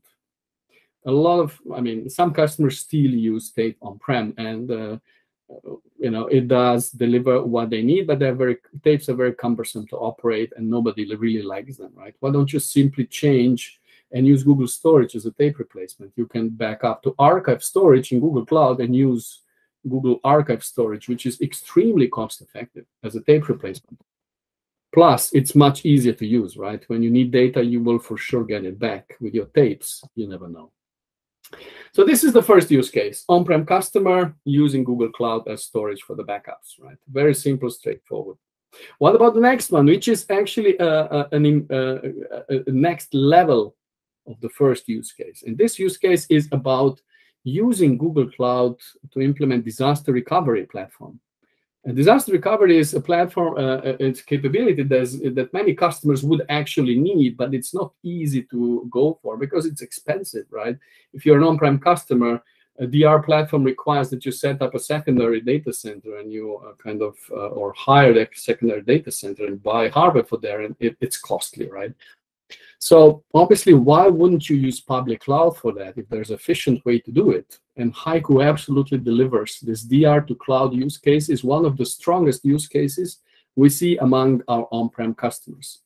And it goes very simply as follows, right? So the current situation is exactly in the first use case, right? You're backing up your data on-prem as well as in the Google Cloud. You lock that data down with immutable backups, and you are running everything as in the first use case.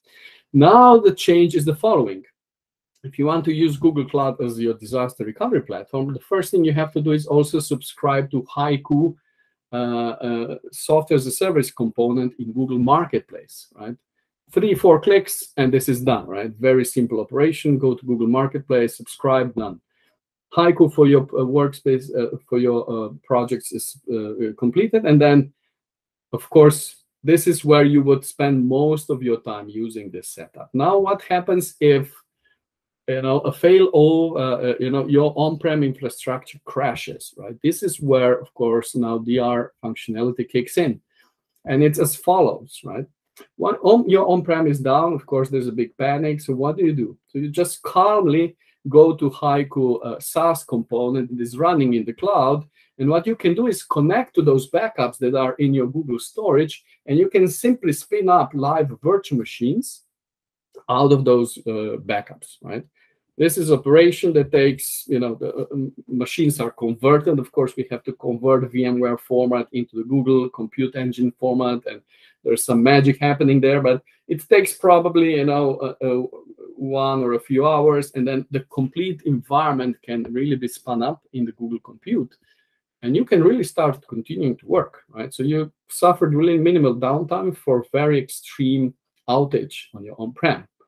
And then you continue to work in Google Cloud, right? And you can actually work for a number of days without any problems while your on-prem is being fixed. And once your on-prem is operational again, you can fail back from Google Compute back to your on-premise if you want to, right? So very simply, HYCU can also push the current status of your workloads back to on-prem, to your VMware potentially, into physical systems, and you can actually restore and continue working. And then you simply, what you do, you shut down the compute in the Google Cloud because you don't need it anymore. And you kind of return back to step 2, which is, just operate on-prem and send backups to Google Cloud. So extremely valuable use case, and also extremely cost-effective, right? DR is not easy to implement, but with Google Cloud and HYCU, it is really a very straightforward operation, extremely cost-effective, and you only pay for Google Compute in case of a disaster. Otherwise, you're just paying for storage, right? So it's a good thing to think about. All right, now the third use case, migrate to Google Cloud. I will spend literally 20 seconds on this one because it's really the same as DR to cloud as the previous use case. This use case actually just simply means you fail over into Google Cloud and never go back, right? So you simply shut down your on-prem and you just live your Google Live happily ever after. So that's actually the migration use case, and that's really all to it. I think nothing more to discuss, right? All right, now we have migrated, right? And we are a happy Google Cloud customer running what I like to call traditional workloads in Google Cloud, virtual machines. Also, SAP HANA, for example, falls into this category, right? Running on virtual machine in this specific case. So what HYCU does, it will also protect you there. Remember, HYCU protects you at every stage of your Google Cloud journey, right? From on-prem, in between, in Google Cloud. So obviously, backup in Google Cloud is taking care of our HYCU SaaS component. It's in the marketplace. Subscribe, bam, bam, you're done. And you actually are able to protect your virtual machines as well as, for example, SAP HANA. We have a very special support for SAP HANA. We are using certified Google Storage Backend Agent to deliver really a very compliant backup solution for that platform. And then if you need to recover things, you can simply recover them back to the original location, right? Or to another region, right? Sometimes customers ask us, I need to implement disaster recovery also in Google Cloud. Let's say that one region is down. I need to quickly spin up in another region, right? There are multiple ways how to do that, but one is also available using HYCU, right? You can spin up virtual machines in another region if you want to using Google Cloud. So again, this is taken care of. And the last use case is once you're really, at this kind of high end, when you start using Google Cloud Platform as a Service features like GKE, Cloud SQL, BigQuery, buckets, and all of that. So HYCU can also back up all these Platform as a Service functionalities. It will push the data into the Google Cloud storage. It will lock down those backups against ransomware attacks, and simply you will be assured that whatever happens, you can recover into the same region, or you can also do a DR into another region if you need to, right? So again, very simple, straightforward process. All right, so what about multi-cloud? Yes, of course, right? It's a very key question. So most of you, if not all of you, are extremely focused on Google Cloud, but sometimes you maybe need AWS or Azure, who knows, right? And HYCU can also deliver around that. So that capability is also available if you would have to back up any of your workloads there. And then what is important is that you have kind of complete visibility across all of your workloads, right, from a single console. So you're backing up, for example, Google Cloud, AWS, Azure, and something on-prem, and then something else. What you want is a kind of single consolidated view, a single pane of glass of your kind of backup health, if you like. HYCU absolutely delivers using what we call HYCU Protege Console. So this really brings us to the last slide. This is just summary of HYCU benefits of what we like to call true multi-cloud data protection. From reducing the cost of the cloud, protecting business critical cloud resources, following you throughout the Google Cloud or public cloud journey, eliminate non-value add work. A lot of our software is software as a service, right? You don't have to install anything. You don't have to size. You don't have to plan. It is all elastic and scalable, and just the way every cloud solution should work, right? You don't care about any of that. You just use the backup to deliver business continuity. And then, of course, ransomware-proof stuff as well. So with that, I will conclude my presentation. I want to thank you all from HYCU, and I wish you the rest of the presentation. Thank you. So hi everyone on the stream, and thanks to Devoteam for hosting this event. I am Kevin, and I work at Aiven on helping customers use open source databases in the best way possible. At Aiven, we're obsessive about the open source side of the services that we offer. We believe it prevents any kind of vendor lock-in and is the best way to make sure that you own your data. Because fundamentally, data is at the core of your business. It's at the core of every business. And keeping it safe is the one thing that you absolutely don't ever want to compromise on. But how do you keep ownership of it, as well as making sure that your data is properly looked after? Open source databases are, on the surface, easy to run. You generally just go to their website, download them, and then follow the first line in the README file. And that's great. And it works brilliantly on your local laptop. The problem, though, is that it's generally only supposed to work on your local laptop. And you can't run your business like that. It really needs to be productionized. But what does productionized really mean? In this session, I'm going to go through a few of the extra things to think about when moving a database from your dev environment on your laptop into a production environment on the big nasty internet, based on my own experiences and how a platform as a service like Aiven can take away a lot of the headaches and the worry. Before I worked at Aiven, I used to run the technical operations teams at one of the UK's largest online sports betting companies. Now, I was there during a time of rapid industry growth, and we were growing even faster than the industry was. Now, personally, I wasn't very interested in the betting side of what we did, but how we used the available technology and what we did when there was no available solution was absolutely fascinating to me. In the operations team, we were responsible for keeping the technology running in production. And since we were a technical business, keeping the technology running meant also keeping the business running. If the website was down, then the business was down. People got annoyed. We did not have any kind of bricks and mortar shops to back up our online systems when they were offline. So to keep growing, one of the things which we as an operations team needed to do was enable many different agile software teams to all develop, iterate, launch, and manage their operations at the same time. This was critical for the speed of our growth. There was no way we could have funneled everything through a single application, though. So instead, we went for a distributed microservices architecture with hundreds of different applications all doing their own thing. Each of these applications had their own special way of managing their data, which often meant having their own databases. We started out typically with a single database, perhaps, but then we needed a caching layer, which gave us two different types of database, the relational one and the in-memory cache. And then the app releases by different teams were waiting for each other. So maybe we split the databases out as a next step. But then the apps had different performance needs from the various databases. So we scaled the DBs differently from each other.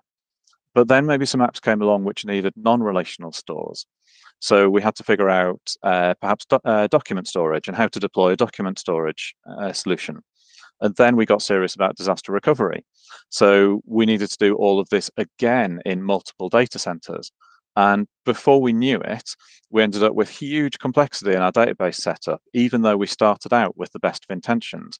But we ended up with lots of people spending lots of time looking after the production databases instead of driving the business forwards. After all, open source databases are supposed to be easy, right? But the reality was that we had underestimated the complexity of moving from a development environment into a production environment. And although we had good knowledge about what needed to be done, we didn't realize how complex the how to do it side would be. 10 years ago, mature database platforms as a service, or DB PaaSs, did not exist. And we ended up building a sort of lightweight approximation for a DB PaaS inside of our company. But that's crazy. A betting company should not be spending that much effort on building its own PaaS. If it's not the USP of a company, then outsourcing it to a company who specialize in that kind of activity would have been a no-brainer if such a thing had existed at the time. Getting a new production-ready database in a few lines of Terraform code, or a simple API call, or a few clicks on a web console would have been a game changer to us. And that's what Aiven sets out to do. So I'm going to run through some of the things which caused us headaches and how Aiven helped solve those kinds of things. Now, security should be at the top of any list of any kinds of requirements and things to think about in production. The criticality of your data is hard to overstate, but until you've lived through a security incident, it can also be hard to justify a lot of investment in something which is traditionally seen as making things more difficult to use. At Aiven, we bake the security in from day one. Our disks are always encrypted. We always allow TLS networking connections. We always set up randomized passwords, and we don't have any unauthenticated services. And we have a whole bunch of different audits which help to keep us honest about all of this kind of thing. Even the cluster communications between our VMs run over the VPN, because some of the services we offer just don't encrypt that by default. Patching is also important. Like it or not, software is never perfect and it's never finished. In my old company, the more databases we ran, the more time we spent on patching the software whenever there was an update. And it's not the patching itself which is the problem, it's the coordination of downtime. A maintenance window for a database server meant an outage for whichever application was using it. At Aiven, we do patching in a way which does not impact the running applications, eliminating those maintenance window nightmares and the associated downtime. Scaling is also important. When running your own databases, you typically end up with the database scaled to a particular size and you try to never touch it again, because scaling up or down also usually means downtime. At Aiven, we use the same process for scaling as we do for patching, where we spin up a new set of VMs, we synchronize all the data, we keep the data in sync, and then we switch the DNS entry over at the last second. And in case any applications don't update their DNS properly, we proxy any dangling traffic from the old cluster to the new one for a short while after the switch to let things catch up. DevOps tooling. At my old company, even when we had a handle on all of the processes I just talked through, some of them were still executed by having people log into the VM manager or SSH into the VMs themselves and run commands manually. As well as being error-prone, this encourages treating the VMs as pets rather than as cattle, which is obviously a huge anti-pattern in a cloud-driven world. At Aiven, we manage over 80,000 VMs for our customers, so any kind of manual process is just impossible. The web console which customers use actually hits our own API. There's no direct interaction between the web console and our backend without going through the API. But that means we can easily publish other tools built on top of the API, like our Terraform provider or our Kubernetes operator, which can do the same thing as our web console. Availability zone spreading, or AZ spreading. Making sure that multiple VMs in a cluster are spread as widely as possible within a region is not something which a database itself will do natively. This is the job of whoever or whatever is deploying the cluster and is often overlooked. Using a PaaS which does this by default means that you don't need to worry about losing data due to a zone failure, as the platform will automate the resilience across zones. Moving a step beyond AZ spreading is cross-region resilience. You might also want to make sure that your data is replicated in real time across regions.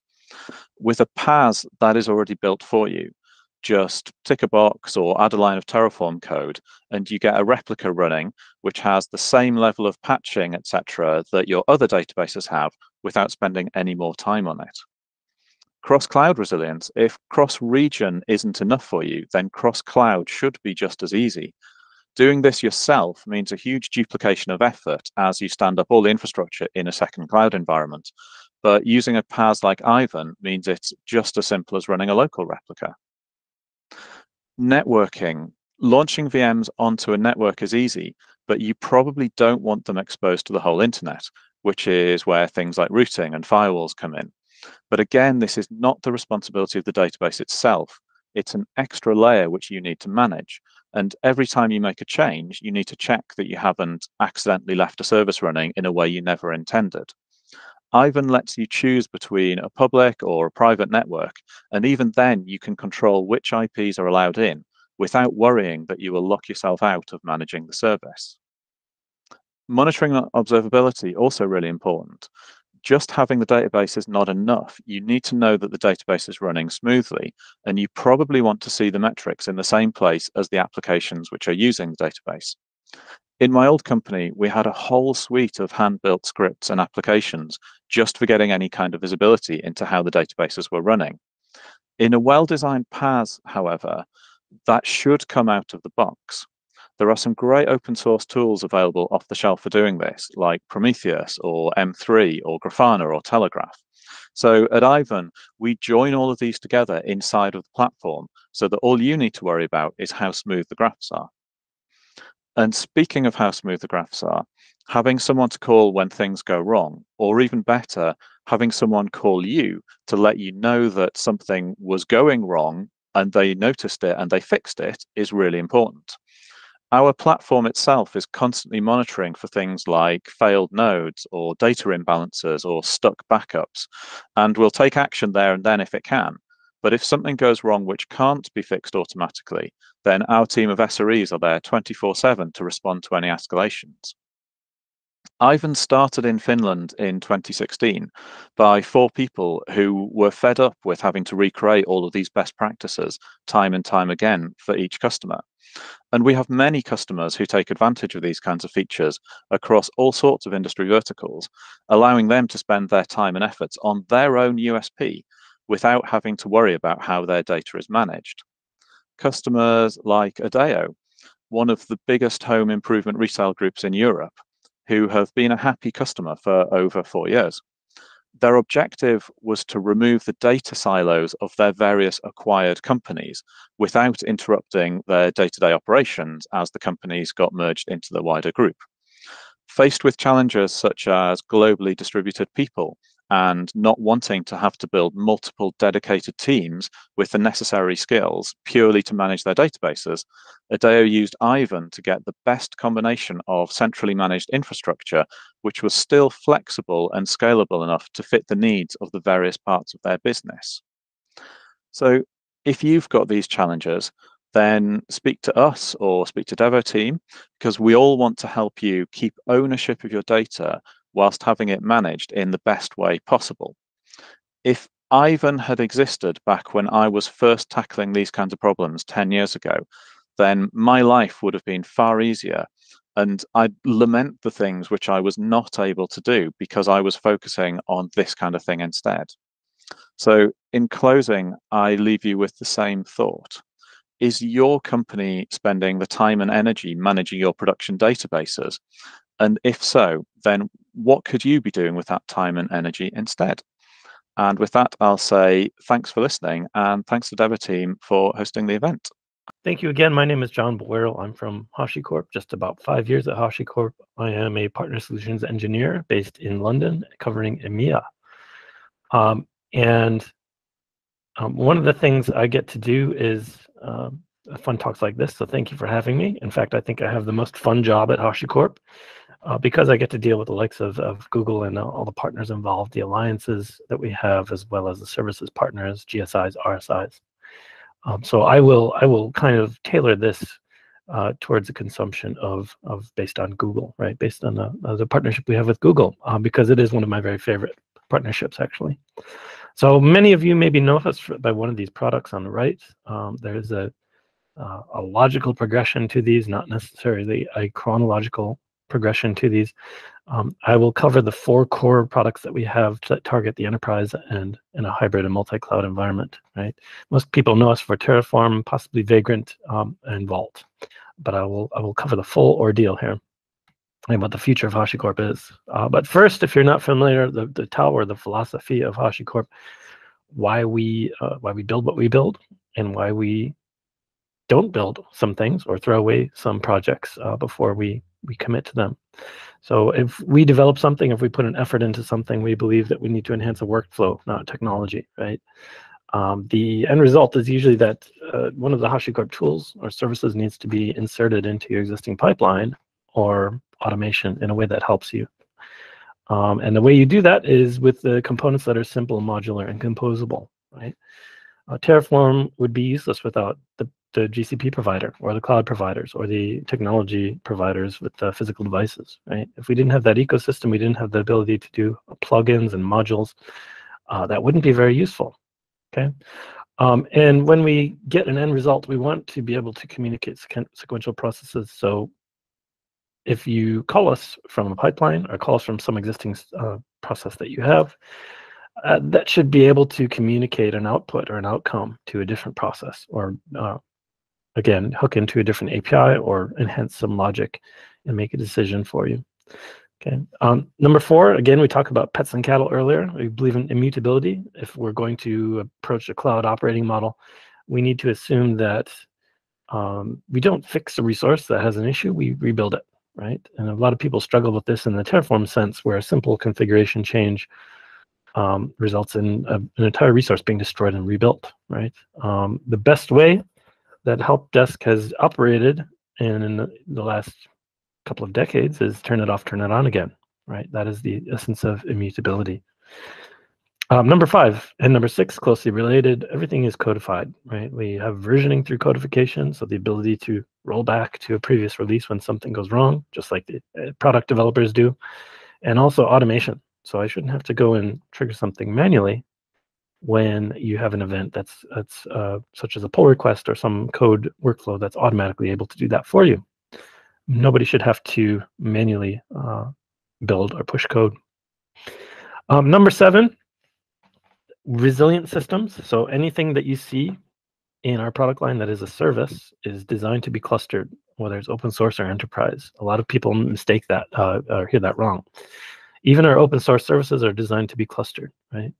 Enterprise products will add additional resiliency like disaster recovery between clusters, which is often critical, but everything in our suite is designed to be distributed in a cluster. Number 8, my favorite one, pragmatism. If it doesn't make life easier, if it doesn't serve a purpose, don't bother, right?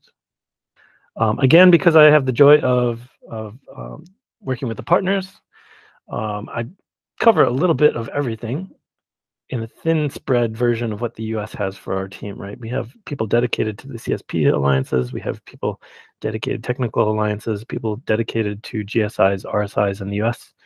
In Europe, we have a few individuals that tend to be spread out between the CSPs, regional partners, services partners, and technology partners.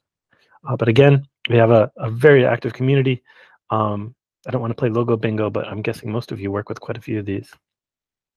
I also, by the way, before I move on, I also have certified quite a few of the Hashicorp products against GCP, which gets to be quite fun. Actually, I'll talk a little bit about that when I get into the Vault in particular. We were founded 2012, 2,000 plus employees right now. I think we just crossed about 2,100 or 200, and we IPO'd, went public in December. Now, HashiConf EU, our global events in Amsterdam, was a couple of months back. HashiConf Global in Los Angeles is actually next week. So looking forward to that. Actually, I might be wrong. That's this week. It's Monday. My weeks are all off. We have officially just approaching 2,000 now enterprise customers, 7 out of the 10 Fortune 10 and 8 out of the 10 top global financial companies officially using Hashicorp in some form or another. Right? I would venture guess and say that open source users include quite a bit more. So we've talked a little bit about the cloud operating model or the cloud approach to these problems that you have as compared to a traditional data center, right? So traditional data center, and I am still a bit of a tin man. I like to have my own hardware, but I also need to be able to burst into the cloud, as was pointed out earlier. I have a world on one side where I have fixed cabling, trusted cabling that's been run by hand, a block wall or brick wall around that data center that prevents people from getting in. I have a biometric entrance or gateway preventing unauthorized people from getting in.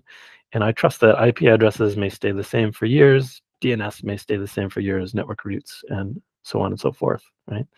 I now need to take the approach where I may need to burst into the cloud. I may be in a cloud environment with mixed IP usage. I may have IPv4, IPv6. I may have internal public IPs that don't match, and I may have even container subnets, right? So I may have bridges to complex networking.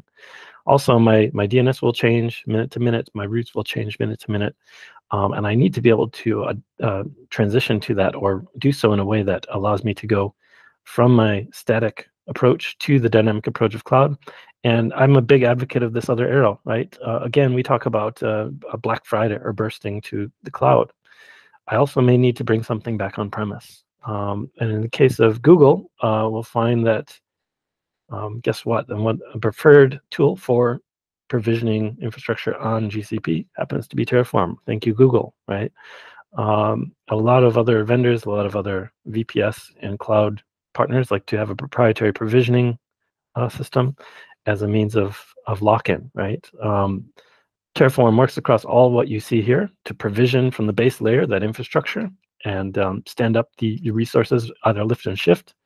Again, we talked about static VMs, things that are built constantly or run at a constant rate, versus also the dynamic resources. So Cloud Run, GKE, and talk about autopilot and so on and so forth, right? So use a common platform, a common language to do all of this. And then that gives me the option to say, okay, update my, whatever, my cloud spanner, my Google database. And then also, coincidentally, there's a dependency on my VM in my on-premise data center or my load balancer on-premise to update that based on a change in the cloud, right? So Terraform is the ultimate hybrid cloud tool, and I think anybody that's used it in anger has come to agree at some point, right? Now, once we have this base layer of infrastructure up, and I'll get into a little bit of Terraform anti-patterns, I guess I would say, in the future when I delve into Terraform. But we found that once you have your infrastructure as code, you find that you are instantly, or in the first sense of it, accidentally committing credentials to GitHub or to a public code base, right? That is not something that you want to do. We need a place in our own cloud journey to store credentials, or have, better yet, credentials generated for us for a short-term lease.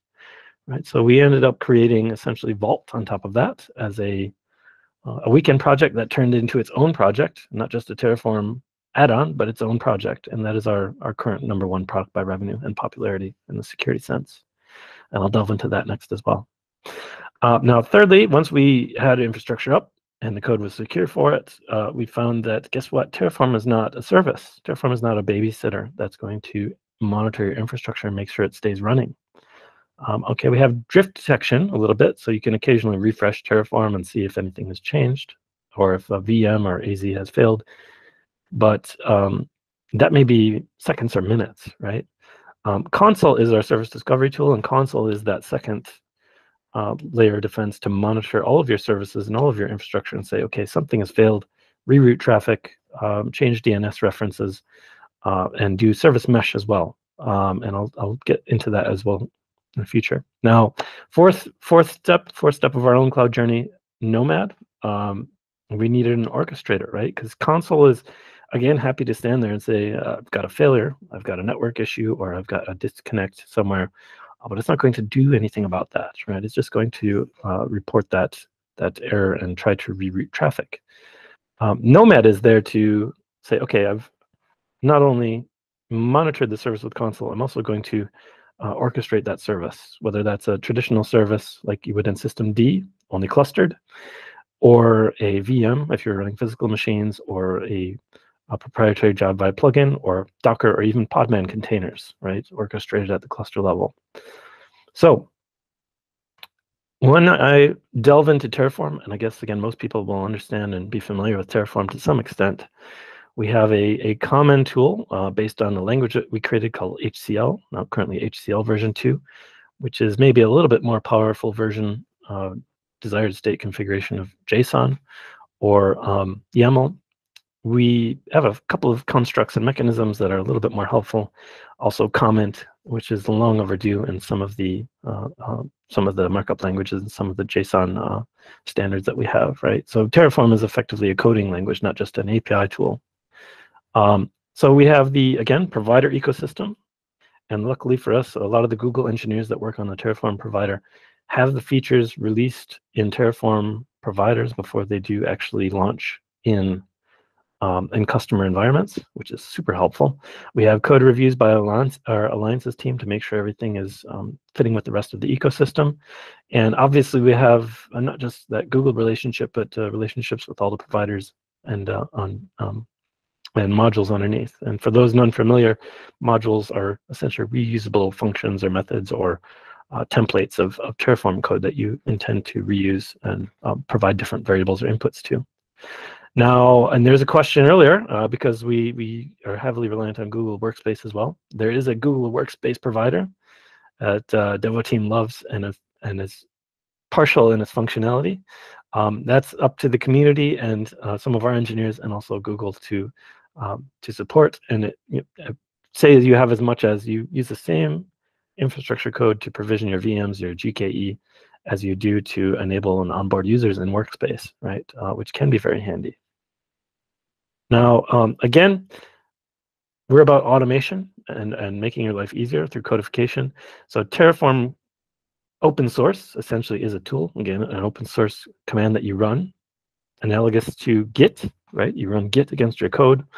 Terraform Cloud is our platform SaaS around that tool called, analogous to GitHub, right? So GitHub is a platform around the Git command. Terraform Cloud is a platform around the Terraform command. And in fact, we offer users for free. Anybody you can sign up. We offer that to the community. The paid enterprise features, much like Terraform, much like GitHub.com or GitLab.com, come in the form of organization privileges and organization features. Right? Obviously, we also have the on-premise version for people that have GDPR or data sovereignty as well. But our enterprise and supported offering around that is a platform around the tool, okay? Such that this is a collaboration environment, right? One user can stand up Terraform resources in a MacBook in a coffee shop. They can quickly demonstrate a three-tiered application. That's great. I've learned Terraform and I've seen the value of it. Now, guess what? We have a different user spinning up 10,000 Bitcoin miners in the cloud and a company dime, or making a mistake and blowing $10,000 worth of budget, and then deleting the evidence, right? I delete my state file because I had everything on my own. So Terraform Cloud and Terraform Enterprise are intended to be a central place where you can contribute your code, not have access to the console or super user privileges to something that you maybe shouldn't. And then also put controls and limits around that. So you are not allowed to consume certain regions or certain images or certain instance types. So I'm not allowed to use GPU instances or a resource that has not been cleared for production use. So Terraform Enterprise and Cloud are effectively about industry providing limitations and controls around what people can do. Okay. Again, shifting from Terraform to Vault. Vault is one of my favorite products. I would say my favorite product, ultimately, of the bunch. And this is the tool that I actually have done certification on GKE Autopilot for, also GKE without Autopilot. And again, security teams tend to understand the value of Vault, tend to appreciate Vault, and thus it happens to be one of our most successful products. I think this is fairly unique. So again, we take the concept of a vault, which unfortunately is a bad name for our product Vault, in the sense that a vault is a box, right? So a static box where maybe a DBA or a security administrator creates a certificate or user password. They take that, they put it in the vault, lock it, give someone else the key to the vault, and they can then log in and open the vault, get that credential and use it. The problem we find when that gets compromised is auditors come in and say, who had this? And we have more than one person pointing fingers at each other, right? So the ultimate secret is not the one that more than one person has seen, but only the end user has seen, or end user application, or pod, in the case of Kubernetes, has seen. Right, so we take that static secrets concept, and instead of a box where you store and retrieve CRUD operations of secrets, Vault becomes like a DHCP server for your secrets, right? So the DBAs have configured a template role, even in a cloud-native database. Suddenly I need an application for an ETL or an analytics that's going to run a risk calculation job for 2 hours. Vault, give me a randomly generated password, user password, once I've authenticated, good for the 2 hours I need. A lease time may be renewable up to a week, right? Just like an IP address in DHCP.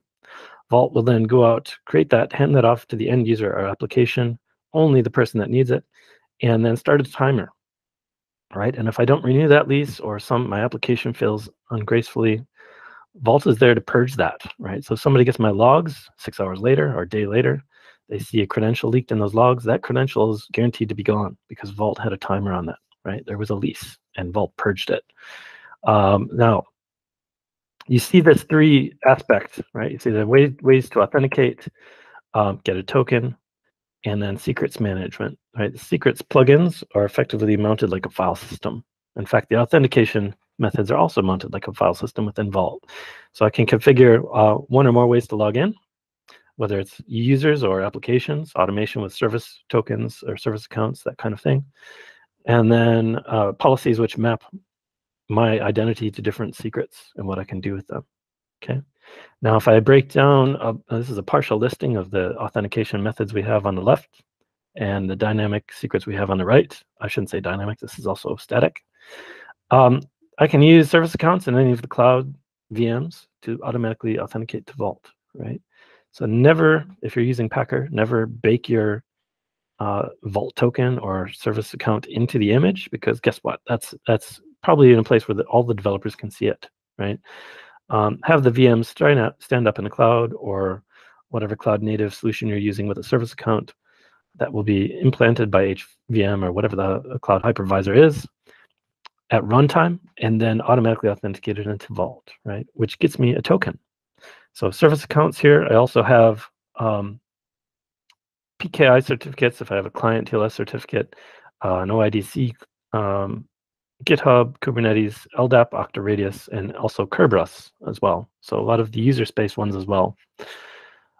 Once I have that API token, and again, everything in Hashicorp is API first, that token is mapped by policies to the secret engines. So I may have 1 or more of these secret engines mounted under a certain path within Vault. And you'll see, once again, I have the cloud accounts, right? So again, if I have a Terraform job, then I need to go do this apply. Maybe I'm using automation, maybe not. Rather than have a 10-year-old cloud API key or token, and which thankfully Google usually doesn't allow anymore, I want to have Vault create me one good for an hour, good for half an hour, however long I need for that Terraform apply to run. And then Vault will purge it, even if I have an error or something fails ungracefully and doesn't have time to purge that token. Right, so Vault is there to police that and make sure that everything is revoked as soon as possible by a short-lived access. So I can log in via these methods, and I can also generate these authentication options over here to service tokens, etc. Also our own products, so a Console, Nomad, and now Boundary and Waypoint. I can also generate API tokens for them on a short-lived basis. PKI certificates again, and in fact, if you're using Istio, I believe Vault is the preferred PKI CA option for service mesh. So Vault can act as an intermediate or root CA for any of your client and server certificates. I have the key value store, which again is the static Vault, store and retrieve, create, read, update, delete, which is static secrets, which ideally are minimized. You don't want to use that by default. A lot of people will use Vault and start only with key value and then guess what? You're missing just the tip of the iceberg. You're missing out on a lot of features. I have multiple databases. I think something like 30 different databases are included in the databases plugin at this point. Transit, so this is a unique one for us. Most secrets are short amounts of data, right? A couple of kilobytes tops, maybe 3 or 4 kilobytes in a JSON document, or KMIP secrets, or key, or SSH certificate, right? Transit is an operation which is essentially acting as encryption as a service. Sorry about that. Let me turn on the light. Now, if I have something I need to encrypt, decrypt, sign, verify, and I have just a standard key file, I can do whatever I want with that, right? And there's no audit trail of it. If I have Vault create me a key pair and say, never share these with anybody, but I want you to be able to encrypt and decrypt certain resources from me, or if I want an asymmetric key pair created with a private key never shared, and the public key is shareable, I can do that, right? And then any operation with that private key happens via Vault. Not even the Vault admins can see those keys. And every transaction is audit trailed, which is huge, right? And in fact, the solution that I certified for Autopilot, GKE Autopilot running Vault, I remember doing this and thinking, well, this is great, it works, but I don't see an advantage unless you're using our performance nodes, our scale out option, right? And they said, and the Hashicorp team, it's like, that's exactly what we want to do. So we had a telco customer somewhere in Europe that did a benchmark for us, ironically, after I certified that, and they did up to 1,000 Vault pods in an Autopilot cluster, automatically scaling up based on usage, scaling out based on usage, handling a couple of million transactions per second with the transit engine. Really a super impressive use case that I've not seen replicated anywhere else. And I've not seen a published write-up on that because they were keeping it secret. But it can be done, and it is really impressive when it happens. You could think about a potentially global key management service that scales to just about anything you need. Okay, so again, secrets management, so dynamic secrets, SSH certificates, things for like Ansible playbooks, production access to critical systems. We actually have a hedge fund that does SSH signed certificates to a critical instance. If you're doing complex trades on a machine of millions of dollars a day, you don't want one administrator SSHing into a production machine that's doing that, right? So we have people taking advantage control groups to say, yes, I need a 1-hour SSH signed certificate for a production machine, not a key, remember, because keys don't have timeouts, they don't have expirations. I need 1 hour access to this production machine, and in order to do that, Vault says, okay, go get 2 or 3 approvals from your LDAP group, and that's a common use case, right? So we can wrap approval workflows around any API endpoint, also MFA or multi-factor authorization, essentially, workflows where, yes, I'm logged into Vault, but just because I have a token doesn't mean I can do this. I need to prove I'm a human again by entering my MFA token. So we have a couple of enterprise features around the standard workflow. And again, encrypting application data, this is a huge one. We have both the transit secret engine, which is symmetric and asymmetric keys. And also we have the transform, which is dedicated to more of a PII style encryption. So if you're PCI compliant, you need to store credit card numbers, but your application is fetching an entire credit card number and then chopping off 12 of the digits. That is how some credit card companies and e-commerce sites get hacked, right? They get the back end, find the application is secretly fetching all credit card data and chopping off digits. We have the ability to say, here's a separate endpoint. Your application is the front end, not the billing microservice. In order to show you the last 4 digits of the credit card, we have a separate endpoint in Vault just to get those last 4 digits. So that is a really popular use case among credit card companies, social security number stores, and e-commerce in general. Okay, and then thirdly, again, remember everything is identity based. So we're not replacing LDAP or AD again. And we talked earlier about LDAP services within Google. We are not going to duplicate your identity directory, right? We're going to actually piggyback on that. You will use that to authenticate people into Vault. Okay. Again, everything is API driven. So REST API bindings exist. If you're worried about the Vault binary as a CLI, I even wrote a few file system clients as well, so you can browse your secrets as a file system. Really handy to do, really small binary. And we talk about sidecars being a couple of kilobytes. The Vault binary, unfortunately, is getting up there in size. So secure with any identity again. We have the service accounts. Kubernetes is in there as well. Again, GKE as well. I start up a pod with a service account, automatically logs into Vault. Each pod in my application gets its own database account, its own TLS certificate, and its own maybe static key value secret, right? If that auto-scale group shuts down or somebody removes the application, guess what? Those timers are going. Vault will make sure that there's no credentials running on the database or accessing the back end, because everything will be timed out and purged. Okay. Again, we talked about the plugins, composable, modular. You'll find that Vault ships with a certain set of plugins. We also have community plugins, and as well a pipeline of plugins which may be bundled into and included with Vault in the future. Okay. Now, enough about Vault, and I'll quickly cover console. Full disclosure, console is considered by some to be a bit of a compete with Istio. I think they work together nicely, right? Now, if you take the traditional stack of Kubernetes, where you have etcd doing KV storage, the kubedns providing DNS services based on your services monitoring, your kube scheduler, and now you have Istio and Envoy. A lot of these are separate components that need to be configured correctly. Well, the good news is that console, whenever it adds a new feature, doesn't add a new binary. We just bundle that feature into console. So console provides out of the box quite a bit of functionality in one, and is designed for not just one Kubernetes cluster, not just Kubernetes in general, but also hybrid and mixed environments, right? So I can actually have mixed architecture. I can have console agent running on my on-premise Power estate or S390, IBM mainframe, and actually doing a service mesh via cloud, an API gateway or a gateway into the cloud into a GKE environment, which is super helpful. You wouldn't think that you can actually connect an ETL or an application from an on-prem legacy infrastructure directly into a Kubernetes cluster, but you can actually with console. It works great. So traditional networking again, and the whole problem, the reason we have console.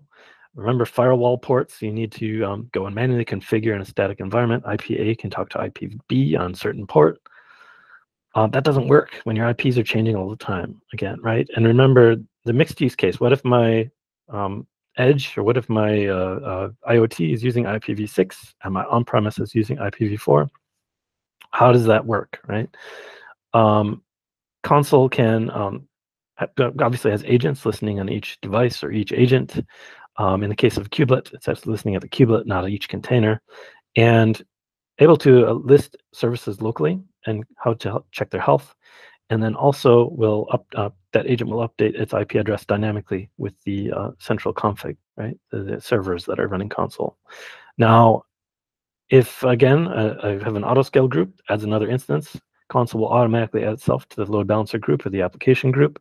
Also has integrations with F5, with Cisco. You can actually run console again on ARM builds, RISC-V even. I've run console on if you compile it for RISC-V. Runs in the edge, runs on your existing network estates. Really flexible and impressive. And again, thank you, Google, for Golang, which is the core basis of all of our products. Everything in Go, including now Vagrant, which has been backported to Go. So remember, we take the static IP to IP communication, which is always shifting now in the cloud.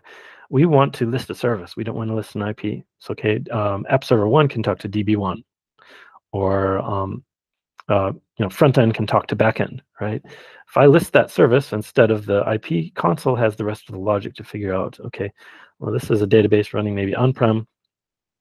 I need to access it from an application in a VM or even in a Kubernetes pod in the cloud, right? Now, console has all those routes and all those IPs automatically figured out and is able to synchronize Kubernetes services, right? So I don't have to redefine services in console. I can just synchronize them from Kubernetes across multiple clusters as well. Don't forget that. Okay. Now, again, I love that we show all examples IPv4. It works with IPv6. It works with UDS, Unix domain sockets. So I did a proof of concept where I showed console in a container with no network, actually connecting to a Unix domain socket in a directory, which was shared on the host, and I now have access to an external database on another cloud region without having any network whatsoever in the pod. So I don't have to have that Docker bridge or that Podman bridge or that actual extra network layer that overcomplicates things. Now, again, I have the service sync with with Kubernetes, and also our Nomad orchestrator, which I cover next. And again, all the communication is done with automatic mutual TLS. So firewall ports, again, are just about routes. They're not about encryption, right? Just because I open that port and that traffic, that doesn't mean that I can trust the connection to the other end being plain text, right? Consul will automatically do the mutual TLS. I have either via its own proxy or Envoy proxy, much like Istio, which is great because you don't have to worry about certificates. You don't have to be concerned if your users are encrypting or not. Doesn't matter if it's encrypted, Consul will re-encrypt it with MTLS. And then with the mutual TLS, obviously, you don't get unauthorized clients connecting to that service. You will be required to have a client certificate issued by Consul, which usually is issued from Vault. Okay. So again, if I'm talking hybrid cloud or multi-cloud, and my favorite is still the private cloud, the fact that I can have a legacy IBM mainframe or Power Estate or ARM in the field or IoT, RISC-V coming up again, the fact that I can have all of that communicating transparently and encrypted with my service mesh in GCP or GKE is just really not overstated enough. So anyway, I could go all day on that. Let me jump into Nomad, and I'll just briefly touch on the Boundary project, which we have up and coming as well. In my mind, again, this is a bit of, some people would say, compete with Kubernetes. I admittedly have to whack our salespeople on the head with a clue bat every time I hear that, because Nomad is never going to replace Kubernetes, right? Kubernetes is king, has the ecosystem behind it, the community behind it. For container orchestration, Kubernetes has the market, right? And I'm not poo-pooing either. I love Kubernetes, but if I need a mixed architecture, again, mixed services, I think of Nomad as the closest thing HashiCorp has to an operating system, right? In fact, I built Nomad out as a Linux distribution under COVID. I said, here's the Linux kernel running Nomad as init. All it does is have its configuration on the servers. There's no config locally, and that can include, again, legacy services. Here, run this SQL database or this MySQL database. Here's where you go get the binary, download it, run it as a system user, as a system service without a container. I can have Java specialist jobs. I can have Podman containers, even QEMU VMs. Again, if I'm running physical machines as Nomad agents and they connect to the Nomad services, they say, hey, I'm a new client for you. I actually have the ability to run QEMU VMs and KVM, right? So it can also actually be a bit of a private cloud from a VM standpoint as well. And all of that happens with a single binary, right? Straightforward, super straightforward. Now, I just loop around to the beginning. That's strange. Okay, so again, simple to use. All of our products essentially ship as a single binary, where there may be multiple components involved with other products. Nomad, again, will start up services, automatically synchronize them into Consul. So if you have Consul doing synchronization from Kubernetes and Nomad, as well as the self-registered services that you put out there, Consul has your entire network overview in one, hybrid cloud or not. And one step further, which I would go into just briefly, if I go back a second, go way back to the beginning, see our product list again. What's in the future for HashiCorp? Hey, sorry, back to the beginning.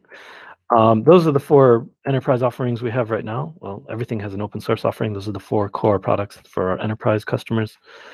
We have now introduced also Boundary and Waypoint, right? Now, Vault is great for application service-to-service security and secrets management. Consul is great for service-to-service networking and MTLS and service mesh. Boundary is intended to be targeted at users, right? So user, take a PAM model and put it in the cloud. So again, I don't have an IP address because IP addresses change all the time, but I know I need to SSH or RDP into this machine or this resource or even database, which may be on-premise, maybe in a different cloud region, maybe who knows where in the world. and that IP address changes, right? Or that access method changes. Boundary is there to track that, provide a single sign-on, and also, again, provide a multi-tenant experience, so different groups, different organizations, and then have a per protocol breakdown of, yes, Vault was able to give me an SSH certificate, good for an hour, but what I do with that is my business, right? There's no audit trail of that, right? Boundary is there to be able to take the protocols it supports, say, monitor this connection, record this session over SSH or RDP, also potentially prevent you from running commands that are not allowed, right? So sudo is a simple use case, but maybe in the case of a database, I'm connecting to a database, drop table, right? Boundary is there to be able to say, well, I'm monitoring your connection, I'm recording it, and you're not allowed to do this. Before you screw something up, don't do this. So that is our cloud-oriented PAM solution, which is currently residing in our HCP, our cloud platform. Now, Waypoint, again, is pretty much a strictly open source play. Waypoint is a simple deployment pipeline. If I have a full Hashicorp stack and then an external tool, which is complicated to launch my deployments in multiple environments, different Kubernetes clusters, a couple of VMs, etc. Waypoint is there to simplify that, and that is a purely community offering, with the exception of you can have a cheap managed instance, I shouldn't say cheap, affordable managed instance in our HCP cloud platform. So that is gaining features week to week because it is a fairly young product. And again, I don't think there's an intention of having a large-scale enterprise offering, just a community basis. So again, Vagrant, Packer, open source only. Waypoint, open source only. Everything in the middle here is designed with enterprise front and center in consideration. Okay, so in the future, next time you see this, there might be one more step on that 4-layer cake for Boundary. Stay tuned. I'm not sure. The Boundary team is up to new and exciting things every couple of weeks, so I'd love to see their next release. Thank you, John.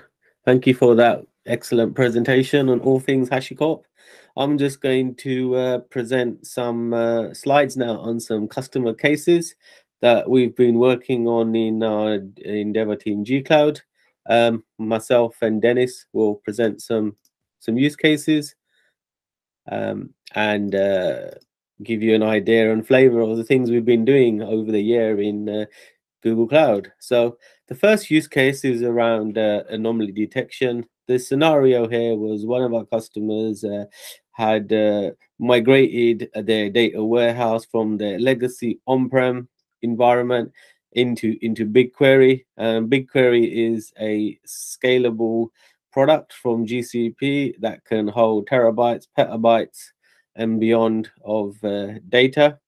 However, when you are using a service which has that significant capacity, you have to be mindful when you are doing any select queries, because those select queries will scan the partitions in the data set in the table. And if that table has terabytes and even petabytes of information stored within it, you could end up with large analysis costs.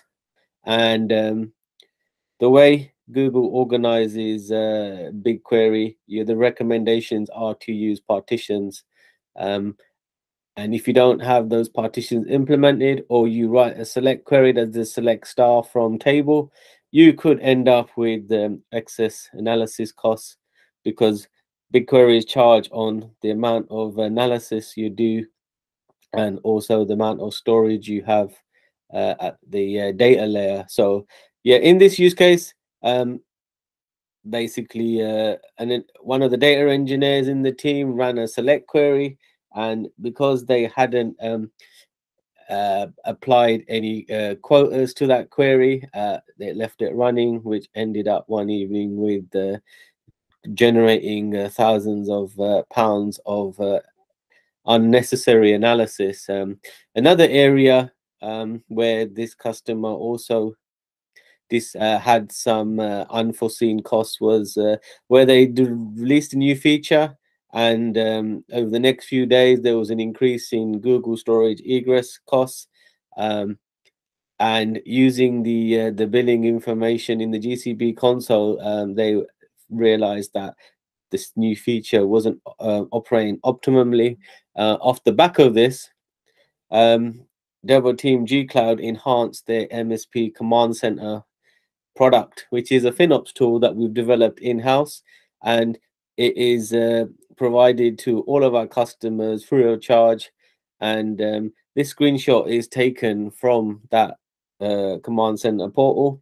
And what it does is every day it looks at your billing data and it tries to calculate if there's any delta from the mean daily spend, and if there is a change, a significant change, then it sends an email notification to the named contacts on that billing account. So this is a new feature we've added, and it's going to be launched very soon, and it should help from a FinOps perspective to make sure customers don't get any surprises, and they don't need to constantly be checking how much they're spending on a daily basis. And this will give them that insight, so they can sleep at night knowing that they're not going to get unexpected bills. And that is that use case. I'm going to move on to the next use case.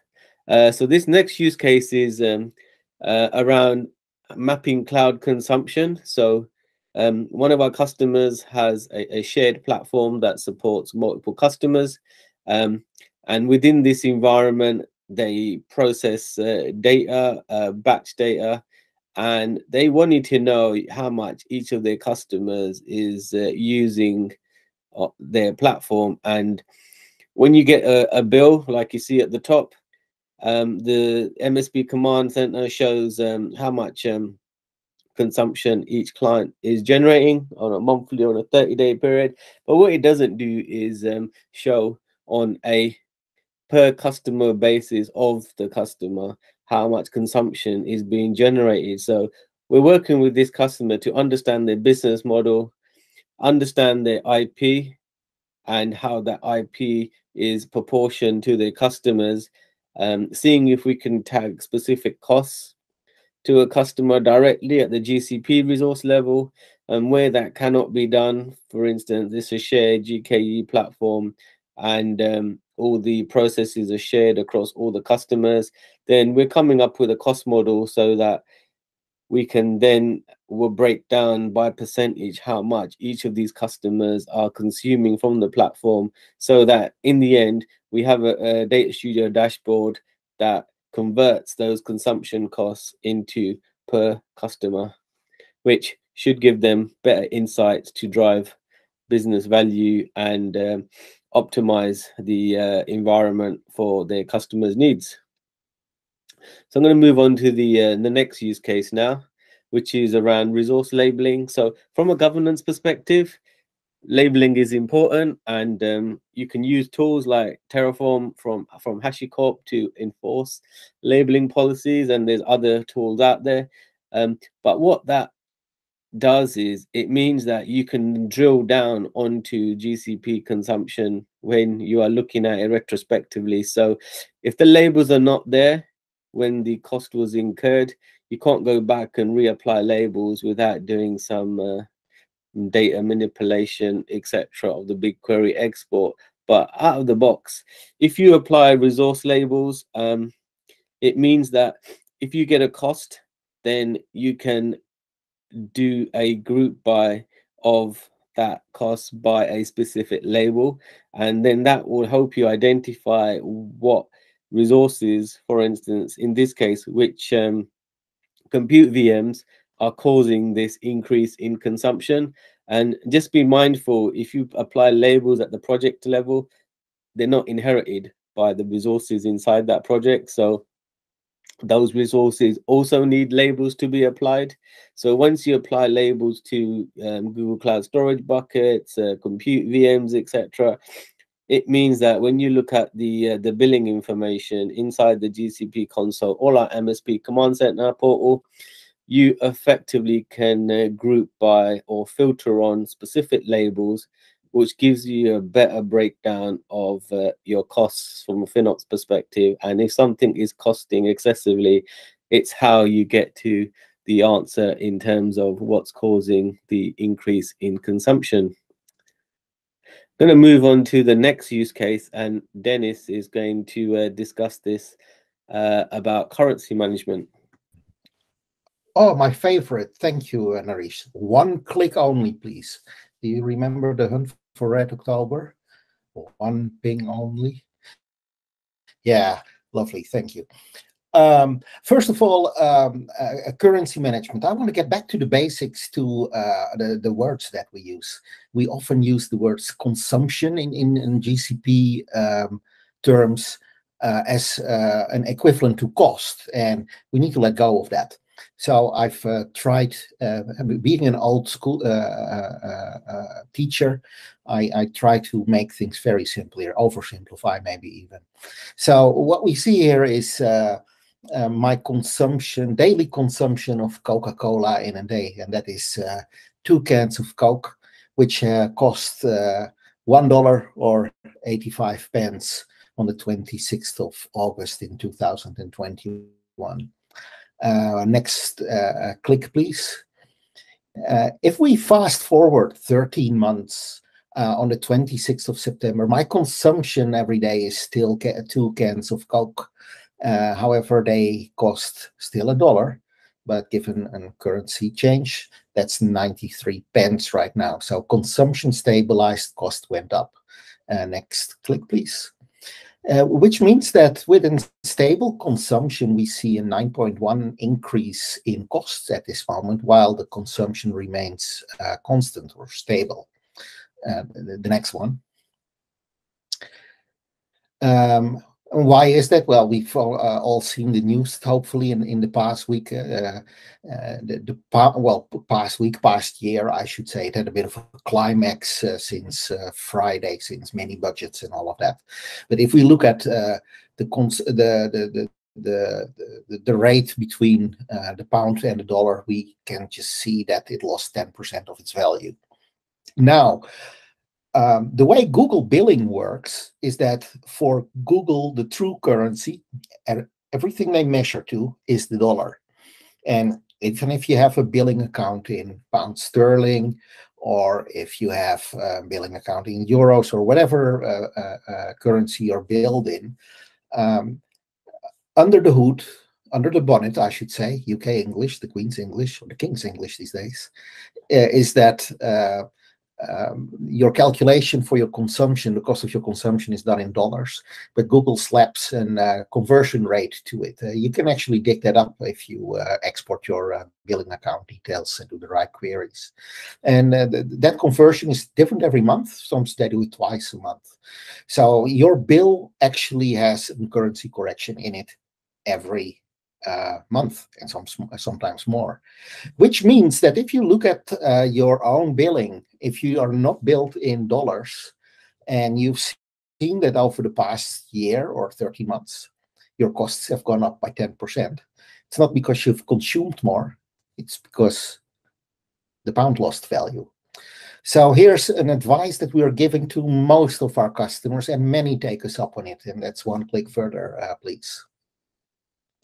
That is, if you have a revenue stream in US dollars and you have enough cash to pay for your GCP bill, then figure out if you can get billed in dollars. Ask your partner, ask us. Most of you are with us. And then we can split this in 2 use cases, really. The post-paid billers, you can change your billing account to US dollar at any time and receive your bill in dollars and pay your bill in dollars. And we at our end will also be able to pay our bills to Google in dollars. So no one needs to transfer any money. And customers with a commitment, use the next opportunity to renew, that you need to renew, to determine the currency that you want to be billed in. Or even better, put 2 billing accounts in your commitment contract, one in pound sterling and one in dollars, so that you can flip up and forth. Now, I'm not saying that you should do that on a weekly basis, but from a currency management perspective, so this is probably a nice job for a finance team. You could look at this once in a quarter or once in half a year, or have the partner, us, not you, when we feel it's time to flip across. So I thought that in an in the current economic circumstances, recessions are on our horizon, high inflations, etc. If you want an easy route to have more bang for your buck, and you have income streams in dollars, look at this. It's an easy one to accomplish. With that, we've come to the last part of this marathon, I can say. You can find the recording back on various YouTube channels. We will do some editing, not to get pieces of the presentation out, but get the breaks out and add some chapters and stuff like that. So on the YouTube channels that you're used to from Devoteam G Cloud, you'll be able to find that back. Again, like I said when I started